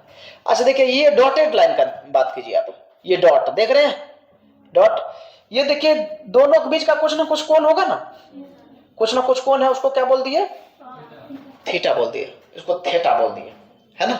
अच्छा बताइए ये देखिए ये इतना नजदीक है, ये इतना नजदीक है कि ये रेखा और ये रेखा देख रहा है, ये रेखा और ये रेखा दोनों समांतर है। बहुत अजीब लगता होगा कि समांतर कैसे बता दिए, है देखो जब किसी बिंदु से बहुत नजदीक से दो रेखा आए, दो रेखा, तो उसको समांतर नहीं बोल सकते हम, बोल सकते हैं, तो क्योंकि ये बहुत नजदीक है तो इसीलिए बताइए ये रेखा और ये रेखा क्या होगा, समांतर होगा। समांतर होगा तो बताइए, देखिए ये कोण और ये कोण देखिए संगत कोण से बराबर होगा, होगा ना बराबर। अब देखिए ई रेखा तो ये रेखा सरासरी, ये क्या है, सरेआम है, ये क्या है, दोनों समांतर है, दिख भी रहा है समांतर है, तो ये कोण क्या होगा, संगत कोण से बराबर होगा, हो गया बराबर। अब देखिए कहां हमको एक्चुअली है, देखिए ये कोण कैलकुलेट करना है, हम बता दे रहे हैं, है ये कोण, ये दिख रहा है, ये कोण कैलकुलेट है, देखिए त्रिभुज बना ना, ये त्रिभुज, ये कोण कैलकुलेट करना है, S1 पे जो कोण बन रहा है वो कैलकुलेट करना है मेरे को। तो देखिए ये थीटा है। अच्छा बताइए यहां से लेके यहां तक का कोण कितना होगा, 90, और 90 में से इतनी कुछ छोटकिनमी थीटा घटा देंगे तो बताइए, देखिए ये कोण आ जाएगा, ये कोण कितना आ गया, 90 माइनस थीटा। लिखने का नहीं, सिर्फ ऐसे दिखा रहे हैं। अब देखिए ये कितना, ये कोण, ये, अच्छा इस पॉइंट को हम बोल देते हैं डी, कौन पॉइंट बोल देते हैं, डी। तो देखिए डी कोण कितना है, 90 है, त्रिभुज है, देखिए इस त्रिभुज को देखिए S1D S2, S1D S2, S1D S2, देखिए डी कोण कितना है, 90 है, त्रिभुज के तीनों कोण को जोड़ करते हैं 180, ये 90 है और ये कितना हो गया प्लस 90 माइनस थीटा, ये 90 है और ये क्या है 90 माइनस थीटा, तो ये कोण कितना होना चाहिए ताकि 180 हो जाए? अरे प्लस थीटा कर देंगे तो कट के 180 नहीं हो जाएगा? तो ऐसे निकाला जाता है, इसको सिर्फ यही लिखना है कि ये कितना कोण है थीटा, अंदर जगह नहीं है तो ये थीटा हम लिखते हैं। ओके, तो बस उसी कोण को पता करना था मेरे को। देखिए ये एक बिंदु से दो रेखा बहुत क्लोज से खींचा जाए तो बताइए, अच्छा क्लोज से खींचा जाए कि नहीं खींचा जाए, वहां पे यहाँ पे वो मैटर नहीं करता है। देखिए S1P एक लाइन देखे S1P, अच्छा DP DP देखते हैं ना, ठीक है, ये DP लाइन को भी देखिए, DP है ना, उस लाइन को भी देखिए, ये दोनों लाइन बराबर होगा कि नहीं बताइए? ये लाइन और ये लाइन बराबर होगा? हाँ चलिए बराबर होगा, अच्छा लगा बराबर होगा। लेकिन है देखिए ये नीचे वाला पूरे लाइन का बात करते हैं, नीचे वाला पूरे लाइन का बात करते हैं, ऊपर वाला पूरे लाइन का बात करते हैं, दोनों लाइन में कौन बड़ा है? नीचे वाला। ये पूरे लाइन यहां से लेकर S2P का बात करते हैं और S1P का बात करते हैं, कौन बड़ा होगा? S2P है ना, S2P बड़ा होगा और ये छोटा होगा। मतलब लग रहा है ना कि पाथ डिफरेंस है, रास्ता का अंतर है देखिए, अगर यहां से कट कर देंगे, यहां से लेके यहां तक, यहां से लेके यहां तक, तो बराबर है ना, तो डिफरेंस कितने का है? इतने का ना है। देखिए S2DM डिफरेंट है, आपको बोले कि फेज डिफरेंस के कारण इंटरफेरेंस होता है या फिर पाथ डिफरेंस के कारण, तो पाथ डिफरेंस हम निकाल लेते हैं। कितना पाथ डिफरेंस है यहाँ पे? डेल x, ये मान लिए हम डेल x, अरे ये मान लिए कि डेल x से बड़ा है, डेल x बड़ा है ना, और डेल x अब निकालेंगे, ये क्या है? पाथ डिफरेंस है। अब देखो ना नोट, त्रिभुज छठकन में दिख रहा है? नहीं दिख रहे तो छठकन में त्रिभुज एकदम आंख को जूम कीजिए। तो यहाँ पे देखिए थीटा है ना, तो हम साइन थीटा का मान निकालेंगे। साइन थीटा क्या होता है? P by H। बच्चे भी हो बाबू बी, अच्छा P, इसमें देखिए थीटा का सामना वाला भुजा P होता है ना, तो P का मान कितने है? Del x। बहुत बढ़िया बहुत बढ़िया, वेरी फैंटास्टिक। और h है देखिए 90 का सामना सामनी वाला क्या होता है? h, और इसका लंबाई कितना है? कोई दिक्कत? चलिए बहुत बढ़िया किए, समझ गए कि बार में डेल x बटे d, चलिए निकाल लिए। देखिए अच्छा एक बात बताइए, ये ब्राइट पॉइंट आएगा कि डार्क पॉइंट आएगा, ये किस पर डिपेंड करता है? पाथ डिफरेंस पे या फिर फेज डिफरेंस पे। हम इसीलिए हम क्या करना चाहते हैं, इस दूरी को, कहां पे ब्राइट पॉइंट आएगा, कितना दूरी पर डार्क पॉइंट आएगा, इसीलिए इस दूरी को किससे रिलेट कर देंगे? Path difference. एक बार रिलेट कर दिया उस मैथमेटिक्स से सब पॉइंट को हम निकाल कर रख देंगे, है ना। इसीलिए देखिए डेल x तो आगे एक समीकरण में, एक और समीकरण लाना चाहते हैं जिसमें कि yn आए, ये लंबाई आए, कोई दिक्कत नहीं। देखिए है डॉट वाला त्रिभुज दिख रहा है ये, यहाँ पे हम लिख देते हैं O डैश O1। देखिए O1PB, सुन O1PB में त्रिभुज में हम 10 लगाएंगे तब नहीं आएगा P बाय B, इसीलिए 10 लगाएंगे। तो देखिए tan थीटा बराबर, थीटा है ना, ये tan थीटा बराबर क्या होता है no? P by B। P कितना है? yn, अब बटे B कितना है? D ना है, y है, देखिए ये है ना, हाँ ये वैल्यू है B, तो इसके बराबर ना है, तो है देखिए ये दोनों आ गया। हम सोचे रिलेशन आएगा, एक साइन आ गया, दूसरा 10 आ गया, अरे यार, लेकिन ये दोनों बहुत क्लोज होता है, दोनों बहुत क्लोज होगा तो एंगल बहुत छोटा होगा, एंगल बहुत छोटा होता है तो साइन 0 भी 0 और tan 0 भी बराबर होगा। हाँ, जब थीटा बहुत छोटा हो तो क्या होगा? साइन थीटा बराबर क्या हो जाएगा? tan थीटा, मतलब दोनों बराबर हो जाएगा। ये लिखे समझ में आया? ओहो समझ में आ गया। अब देखिए डेल x बटे d बराबर ये क्या है? yn, tan थीटा का वैल्यू yn बटे, देखिए इसी दोनों का रिलेशनशिप चाहिए था आपको, लीजिए मिल गया, हो गया। अब देखिए इसमें हमको क्या निकालना था कि उस पॉइंट का, उस स्पॉट का पोजीशन क्या होगा, तो हम yn में इंटरेस्टेड हो गए, है ना। तो हमको पता नहीं कि वो डार्क स्पॉट है कि ब्राइट स्पॉट है, हम जानबूझ कर कुछ बता रहे हैं कि मैथमेटिक्स सब के लिए आ जाए के बारे में, है ना। बाद में फिर क्लियर कर देंगे कि ये वो था वो था, तब तक सब कुछ खत्म हो जाएगा, समझे। तो है देखे, है देखिए वाई एन बराबर की होगा, है देखिए इसको उन्हें फेंक दीजिए, डेल एक्स इंटू डी अब बटे, ये है जनरलाइज फॉर्मूला किसी भी स्पॉट को निकालने का। ये ब्राइट स्पॉट है कि डार्क स्पॉट है मेरे को खुद पता नहीं, क्योंकि हम ट्राई ही नहीं किए पता करने का।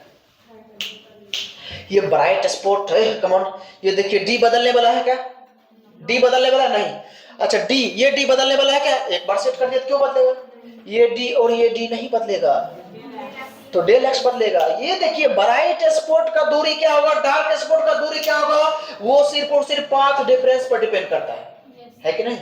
तो आप पाथ डिफरेंस लगाइए और ये इसका पोजीशन कहां पे क्या होगा वो पाइए, समझ गए। पाथ डिफरेंस को यूज करना है। अब बताइए आपको ब्राइट स्पॉट का, यहां से ब्राइट स्पॉट का लंबाई चाहिए, दूरी चाहिए कि आपको डार्क स्पॉट चाहिए, बताइए। ब्राइट पहले, हाँ ब्राइट फीचर ना, ब्राइट स्पॉट चाहिए तो ब्राइट स्पॉट के लिए हम फेज डिफरेंस को यूज करेंगे, सॉरी फेज डिफरेंस नहीं, यहां पे पाथ डिफरेंस को यूज करेंगे। तो फॉर ब्राइट स्पॉट, स्पॉट को फ्रिंज भी बोला जाता है, FRINGE fringe. Bright spot, bright English को हिंदी बना लो, ठीक है। देखो फॉर ब्राइट स्पॉट के लिए बताइए पाथ डिफरेंस क्या होता है बताइए, किसी को कुछ पता है, एन लेम्डा, देखो एन लेम्डा, कुछ नहीं करना, जैसे पाथ डिफरेंस को एन लेम्डा रखेंगे ना, वैसे ये वाई एन किसके अकॉर्डिंग आ जाएगा, ब्राइट स्पॉट, मतलब क्या, एन लेम्डा क्या बताएगा, ब्राइट स्पॉट। देखिए हम ब्राइट स्पॉट के लिए फॉर्मूला लाते हैं, वाई एन बराबर देखिए डेल की जगह पे क्या, एन लेम्डा, उसके बाद जो है उतार दीजिए डी बटे डी। ये जो आया ना, ये जो फॉर्मूला आया, इस फॉर्मूला से नहीं दिख रहा है, दिख रहा है, हाँ ठीक है, इधर उधर कपाट टकराइए ना, वैसे में रोशनी बढ़ता है, देखिए देखिए। अच्छा सुन, ये जो फॉर्मूला सुनती है कि नहीं, ये जो फॉर्मूला आया सिर्फ और सिर्फ किसके लिए आया, ब्राइट स्पॉट के लिए है। देखो एन का मान रखिए, ब्राइट स्पॉट पाइए, आपको पता है एन का मान क्या क्या होता है, 0 1 2 3 है, देखिए एन का मान 0 रखते हैं। सुन, एन का मान 0 रखने पे कहां पे आएगा ब्राइट स्पॉट, सुन एन का मान 0 रखने पे ब्राइट स्पॉट यहां से कितना दूर पर आएगा वो देखते हैं। देखो वाई एन बराबर 0 इंटू समथिंग क्या होगा, 0 इंटू समथिंग बटे समथिंग क्या होता रहता है, 0 हो जाता है, 0 क्या हो जाता है, 0 हो जाता है। तो बता रहा है ये कि एन का मान जब 0 रखोगे ना, एन का मान जब 0 रखेगे तो ब्राइट स्पॉट जाएगा ना, वो 0 दूरी पर आएगा, और यहां से 0 दूरी कितना दूर होगा, वही होगा। देखिए ब्राइट स्पॉट नहीं आया, तो ये बता रहे हैं, समझे बात को। अब ब्राइट स्पॉट कहीं पे भी निकाल सकते हैं, कितना दूर पर होगा सब निकाल सकते हैं। ये तो सिर्फ फॉर्मूला है किसके लिए, ये किसके लिए आया, ब्राइट स्पॉट के लिए आया। अब किसके लिए निकालेंगे, डार्क स्पॉट के लिए, किसके लिए हम निकालेंगे, डार्क स्पॉट के लिए निकालेंगे। ओके यार, डार्क स्पॉट के लिए देख ऐसे किसके लिए निकालेंगे, डार्क स्पॉट के लिए, दिख रहा है अब, हाँ ठीक है, आप लोग नहीं दिख रहे हैं, ठीक है, हम तो बोले क्या लेंगे कहूँ से, देखिए अच्छा ठीक है ना। अब डार्क स्पॉट के लिए, डार्क स्पॉट होगा ब्राइट स्पॉट होगा, ये तो पाथ डिफरेंस पर डिपेंड करता है ना। तो देखिए फॉर डार्क स्पॉट, सब दिन ब्राइट होगा कि डार्क होगा जी, डार्क स्पॉट के लिए देखिए क्या, ये डार्क स्पॉट के लिए पाथ डिफरेंस क्या होना चाहिए, 2n+1 लैम्डा बाय 2। देखिए वो कितना काम आया, तब कह रही हो ना, देखिए है देख लो डेल एक्स, मतलब इसको रखेंगे, देखिए ये मास्टर फॉर्मूला है, ये अनमोना फॉर्मूला है, किसी के लिए भी है ये, दिस इज सरकारी। देखिए Y N equal to del X का वैल्यू कितना है दोनों, रखिए इसको 2n+1 लैम्डा, अब बटे 2 को बढ़िया से लिखिए, 2 इनटू क्या है डी, अब बटे क्या है डी, ये क्या आ गया, थोड़ा सा बढ़िया से लिखते हैं इसको, वाई एन बराबर 2n, कोई कटने वाला नहीं है ना, ना ना, 1 d बटे 2d। ये क्या बताएगा तेरे को, ये क्या बताएगा, डार्क स्पॉट यहां से कितना दूर पर होगा वो बताएगा। पता चल गया दोनों का। हाँ लैम्डा नहीं लिखे हैं, है लैम्डा कहीं भी लिख सकते हैं हम। देखिए लैम्डा यहाँ पे लिख देते हैं, डैम्डा, लैम्डा हो गया। इस समझ में आया, तो ये पोजीशन आ गया कहाँ पे, सिर्फ ऊपर ही नहीं बताएगा, नीचे भी कितना दूर होगा वो भी बताएगा। अरे जितना दूर ऊपर होगा उतने दूर नीचे भी होगा। अभी ऐसे ऐसे मत कीजिए, अभी इसको पढ़िए शांति से। अच्छा ये समझ में आ गया। अच्छा आपको नहीं लग रहा है, देखिए एक ब्राइट पॉइंट आए, देखिए मेरे प्यारे बच्चों ये एक ब्राइट पॉइंट है, फिर उसके जस्ट बाद डार्क, फिर ब्राइट। आपको नहीं लग रहा है कि ब्राइट के बीच में कुछ ना कुछ गैप हो रहा है ना, उसी को बोला जाता है, ये जो गैप हो रहा है ना ब्राइट स्पॉट के बीच का जो विड्थ होता है, जो चौड़ाई होता है, उसको बोला जाता है फ्रिंज विड्थ, फ्रिंज चौड़ाई। क्या बोला जाता है क्या बोला जाता है, फ्रिंज विड्थ। क्या बोला जाता है, फ्रिंज विड्थ। तो मेरे प्यारे बच्चों अब आपको क्या हम समझाएंगे, फ्रिंज विड्थ। अच्छा ये दोनों याद हो गया सबको, तो हाँ इसको मिटा देते हैं, लिख भी लिए, वाह क्या बात है, बहुत बढ़िया। लोला ऐसे बोल रहे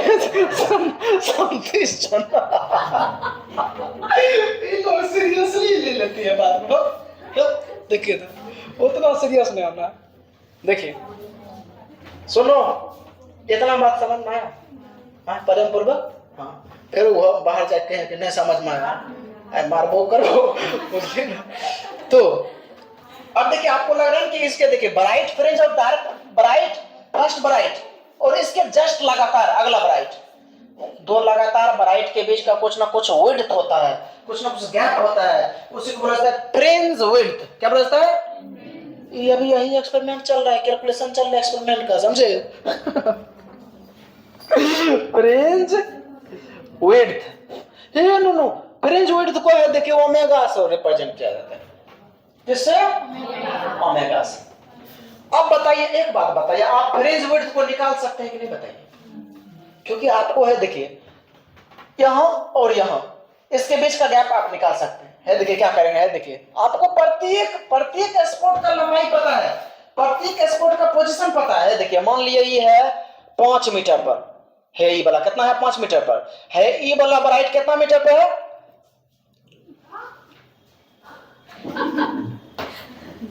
हाँ हाइपोथेसिस के तौर पे इसको यूज कर सकते हैं हम, लेकिन आगे हम शिफ्ट होते हैं, है ना।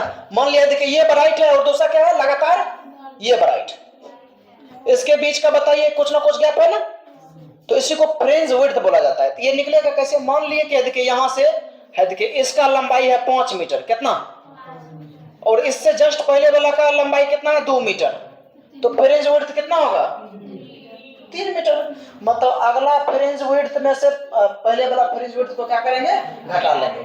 मान लिया देखिए ये फ्रिंज विड्थ को बोल दिए कितना दूरी पर है, YN पर। एक बात बताते हैं, इस फ्रिंज विड्थ को क्या बोल दिए, इस फ्रिंज विड्थ को बोल दिए यहाँ पे YN पे है, तो ये जस्ट पहले वाला फ्रिंज विड्थ है ना, जस्ट पहले वाला ब्राइट, इस ब्राइट को बोल दिए YN दूरी पर है, तो ये किस पे है, जस्ट पहले ना, तो YN-1, ये YN है तो ये YN-1 पे नहीं हुआ, हाँ तो क्या कर देंगे, घटा देंगे, YN में से YN-1 घटा देंगे तो W नहीं आ जाएगा, बबलू आएगा ना, फ्रिंज विड्थ आ जाएगा। देखो हाँ अच्छा ओमेगा छोड़ो कुछ वो फ्रिंज विड्थ है बस। सुनिए तो W बराबर क्या लिखें बोलो, YN-1,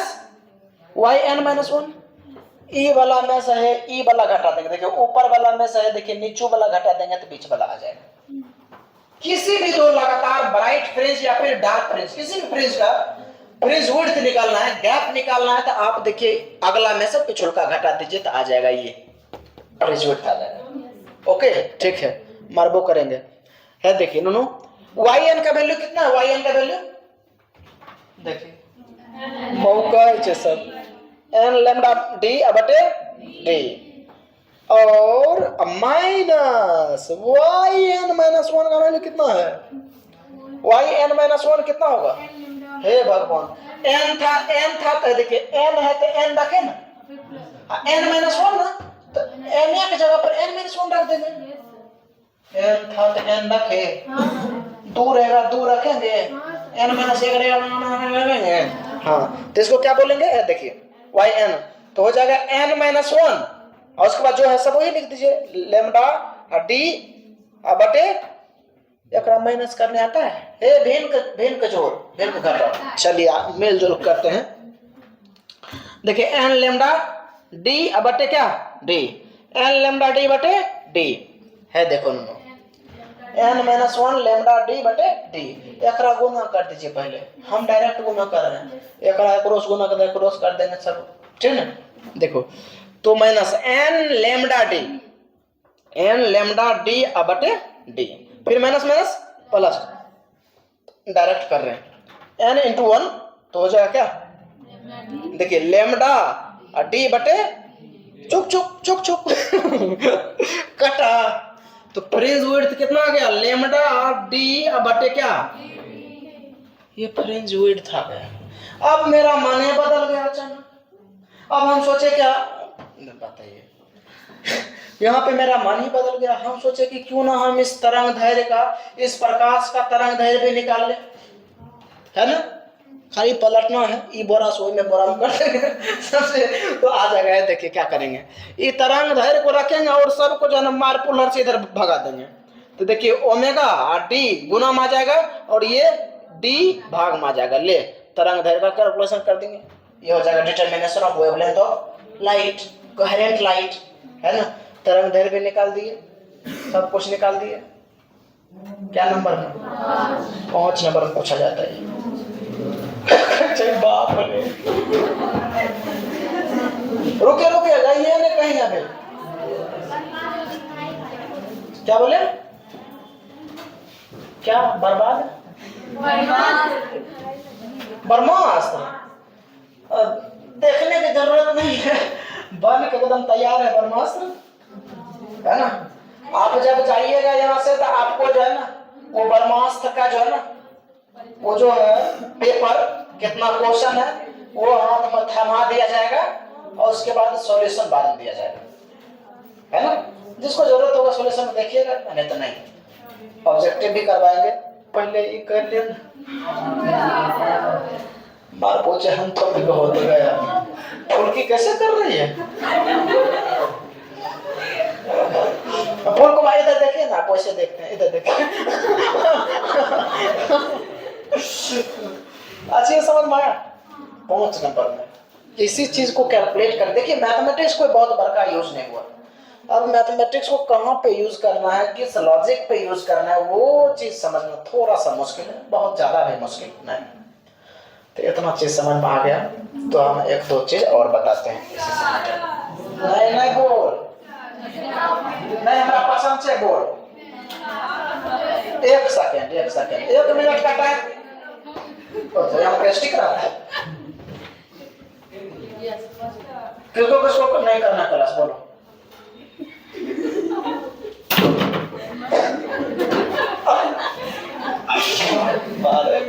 तो नहीं करना, कहाँ जाएगा तू? हाँ बार बोल जाए तो केमिस्ट्री जाबे, केमिस्ट्री पढ़े चीज छी। हां देख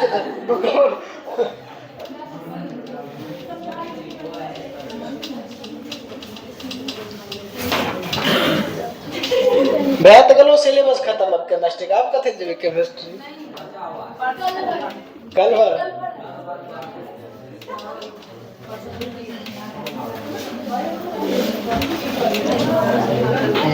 देख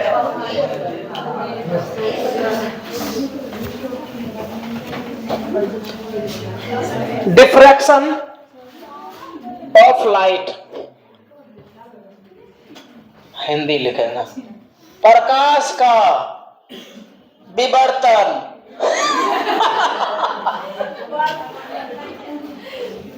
हिंदी बतबे छो तो हम हंसे छै, इंग्लिश बोले छो हम कोन छै, की करियो बोल। प्रकाश का विवर्तन, प्रकाश का हेलो प्रकाश का प्रकाश का विवर्तन बस थोड़ा सा टॉपिक है, आप देख लीजिएगा प्रकाश विवर्तन हो जाएगा यहाँ, समझे? यदि कुछ भी टॉर्च चलाना, बिस्सलिया टॉर्च, देखिए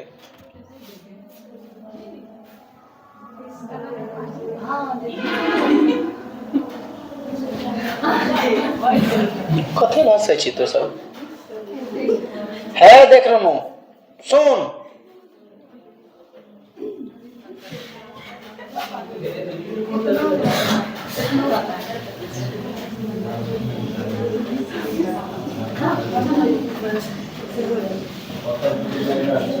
देख लो, सुन आयो चिटपुटिया दिया देख ली चिटपुटिया तो चलते रहेगा तोरा चिटपुटिया देबो तो चिटपिटा के चल जेबी, बुझली? तोरा चिटपिटिया ने तोरा चिटपिटिया देबो देख लो विद्यार्थी नहीं दिमाग करे छो, सही सही बोल ना सर कि आप दिमाग नहीं काम करता है तो बोल रहे ऐसे देखिए ए बी, अच्छा टॉर्च ले, तोरो बात मैंने ले चले, वो बीमार है समझे, उसका बात नहीं माने कुछ हो जाएगा तब, देखिए अच्छा ये चिटपुटिया है, देखिए जैसे इसको ऐसे कीजिएगा तो आगे का और मेरा अलग चिटपुटिया है ये, अभी लेटेस्ट जमाना का, ठीक है? देखिए ये जो प्रकाश उत्पन्न होगा ये ऐसे होगा, यहां पर एक पर्दा लगा दिए, स्क्रीन है ना, देखिए अच्छा ये यहाँ पे ये कार्डबोर्ड है, क्या है? कार्डबोर्ड है, ओपन सब्सटेंस है, ऐसा पदार्थ है, ऐसा वस्तु है जिससे प्रकाश आर पार नहीं हो सकता, जिससे प्रकाश आर पार नहीं हो सकता बच्चा वो कहते प्रकाश आर पार नहीं हो सकता है, वो कहते नहीं हो सकता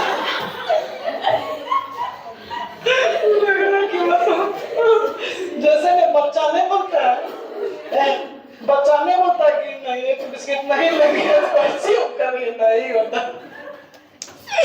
देखो देखिए तो देखिए अच्छा बीच से यहाँ पे देखिए, यहाँ पे अपारदर्शी पदार्थ रख दिए हैं तो इस बीच से प्रकाश नहीं जाएगा है, देखिए इधर जाएगा और इधर जाएगा, बीच में अंधेरा मिलेगा आपको, क्या मिलेगा? अंधेरा हाँ हाँ क्या सोच रहे हैं आप? बगल में झटका बात करती है, वो क्या नहीं मिलेगा? मिलेगा इधर ठीक है, अच्छा तो देखिए होता क्या, इधर तो प्रकाश नहीं आना चाहिए, लेकिन इस कॉर्नर पे इस अपारदर्शी वस्तु के कॉर्नर पे, किनारा पे, इस छोर पे क्या होता है? प्रकाश थोड़ा सा मुड़ जाता है,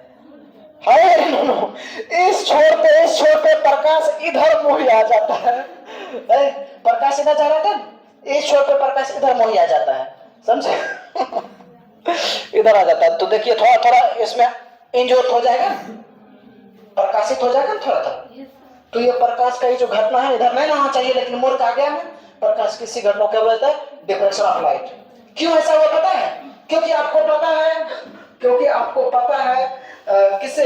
हाइगन्स प्रिंसिपल से कि प्रत्येक बिंदु अगले वेवलेट के लिए एक स्रोत का काम करता है, एक बल्ब का काम करता है, तो ये तो बल्ब मेन तो यहाँ है ना, लेकिन है देखिए ई बिंदु, ये भी जो बिंदु है ना, ये बिंदु भी लगने लगा क्या? ये भी एक क्या है? प्रकाश स्रोत है, तो ये प्रकाश स्रोत है, जब यहाँ पे टॉर्च जलाएंगे थोड़ा थोड़ा ज्योति इधर करेगा, हाँ इसीलिए इधर आ गया, क्योंकि ये दोनों बिंदु एक प्रकाश स्रोत की तरह प्रतीत होने लगा, इसलिए प्रकाश थोड़ा सा इस रीजन में भी आ गया। प्रकाश की ऐसी घटना को क्या बोला जाता है? प्रकाश का डिफ्रैक्शन बोला जाता है, डिफ्रैक्शन ऑफ लाइट बोला जाता है, ठीक है? एक और आए वीडियो करता और पढ़ाई वीडियो 3-4 दिन खत्म हो जाएगा। एक बार चिटपुटिया लगवे छे हो एने हो एने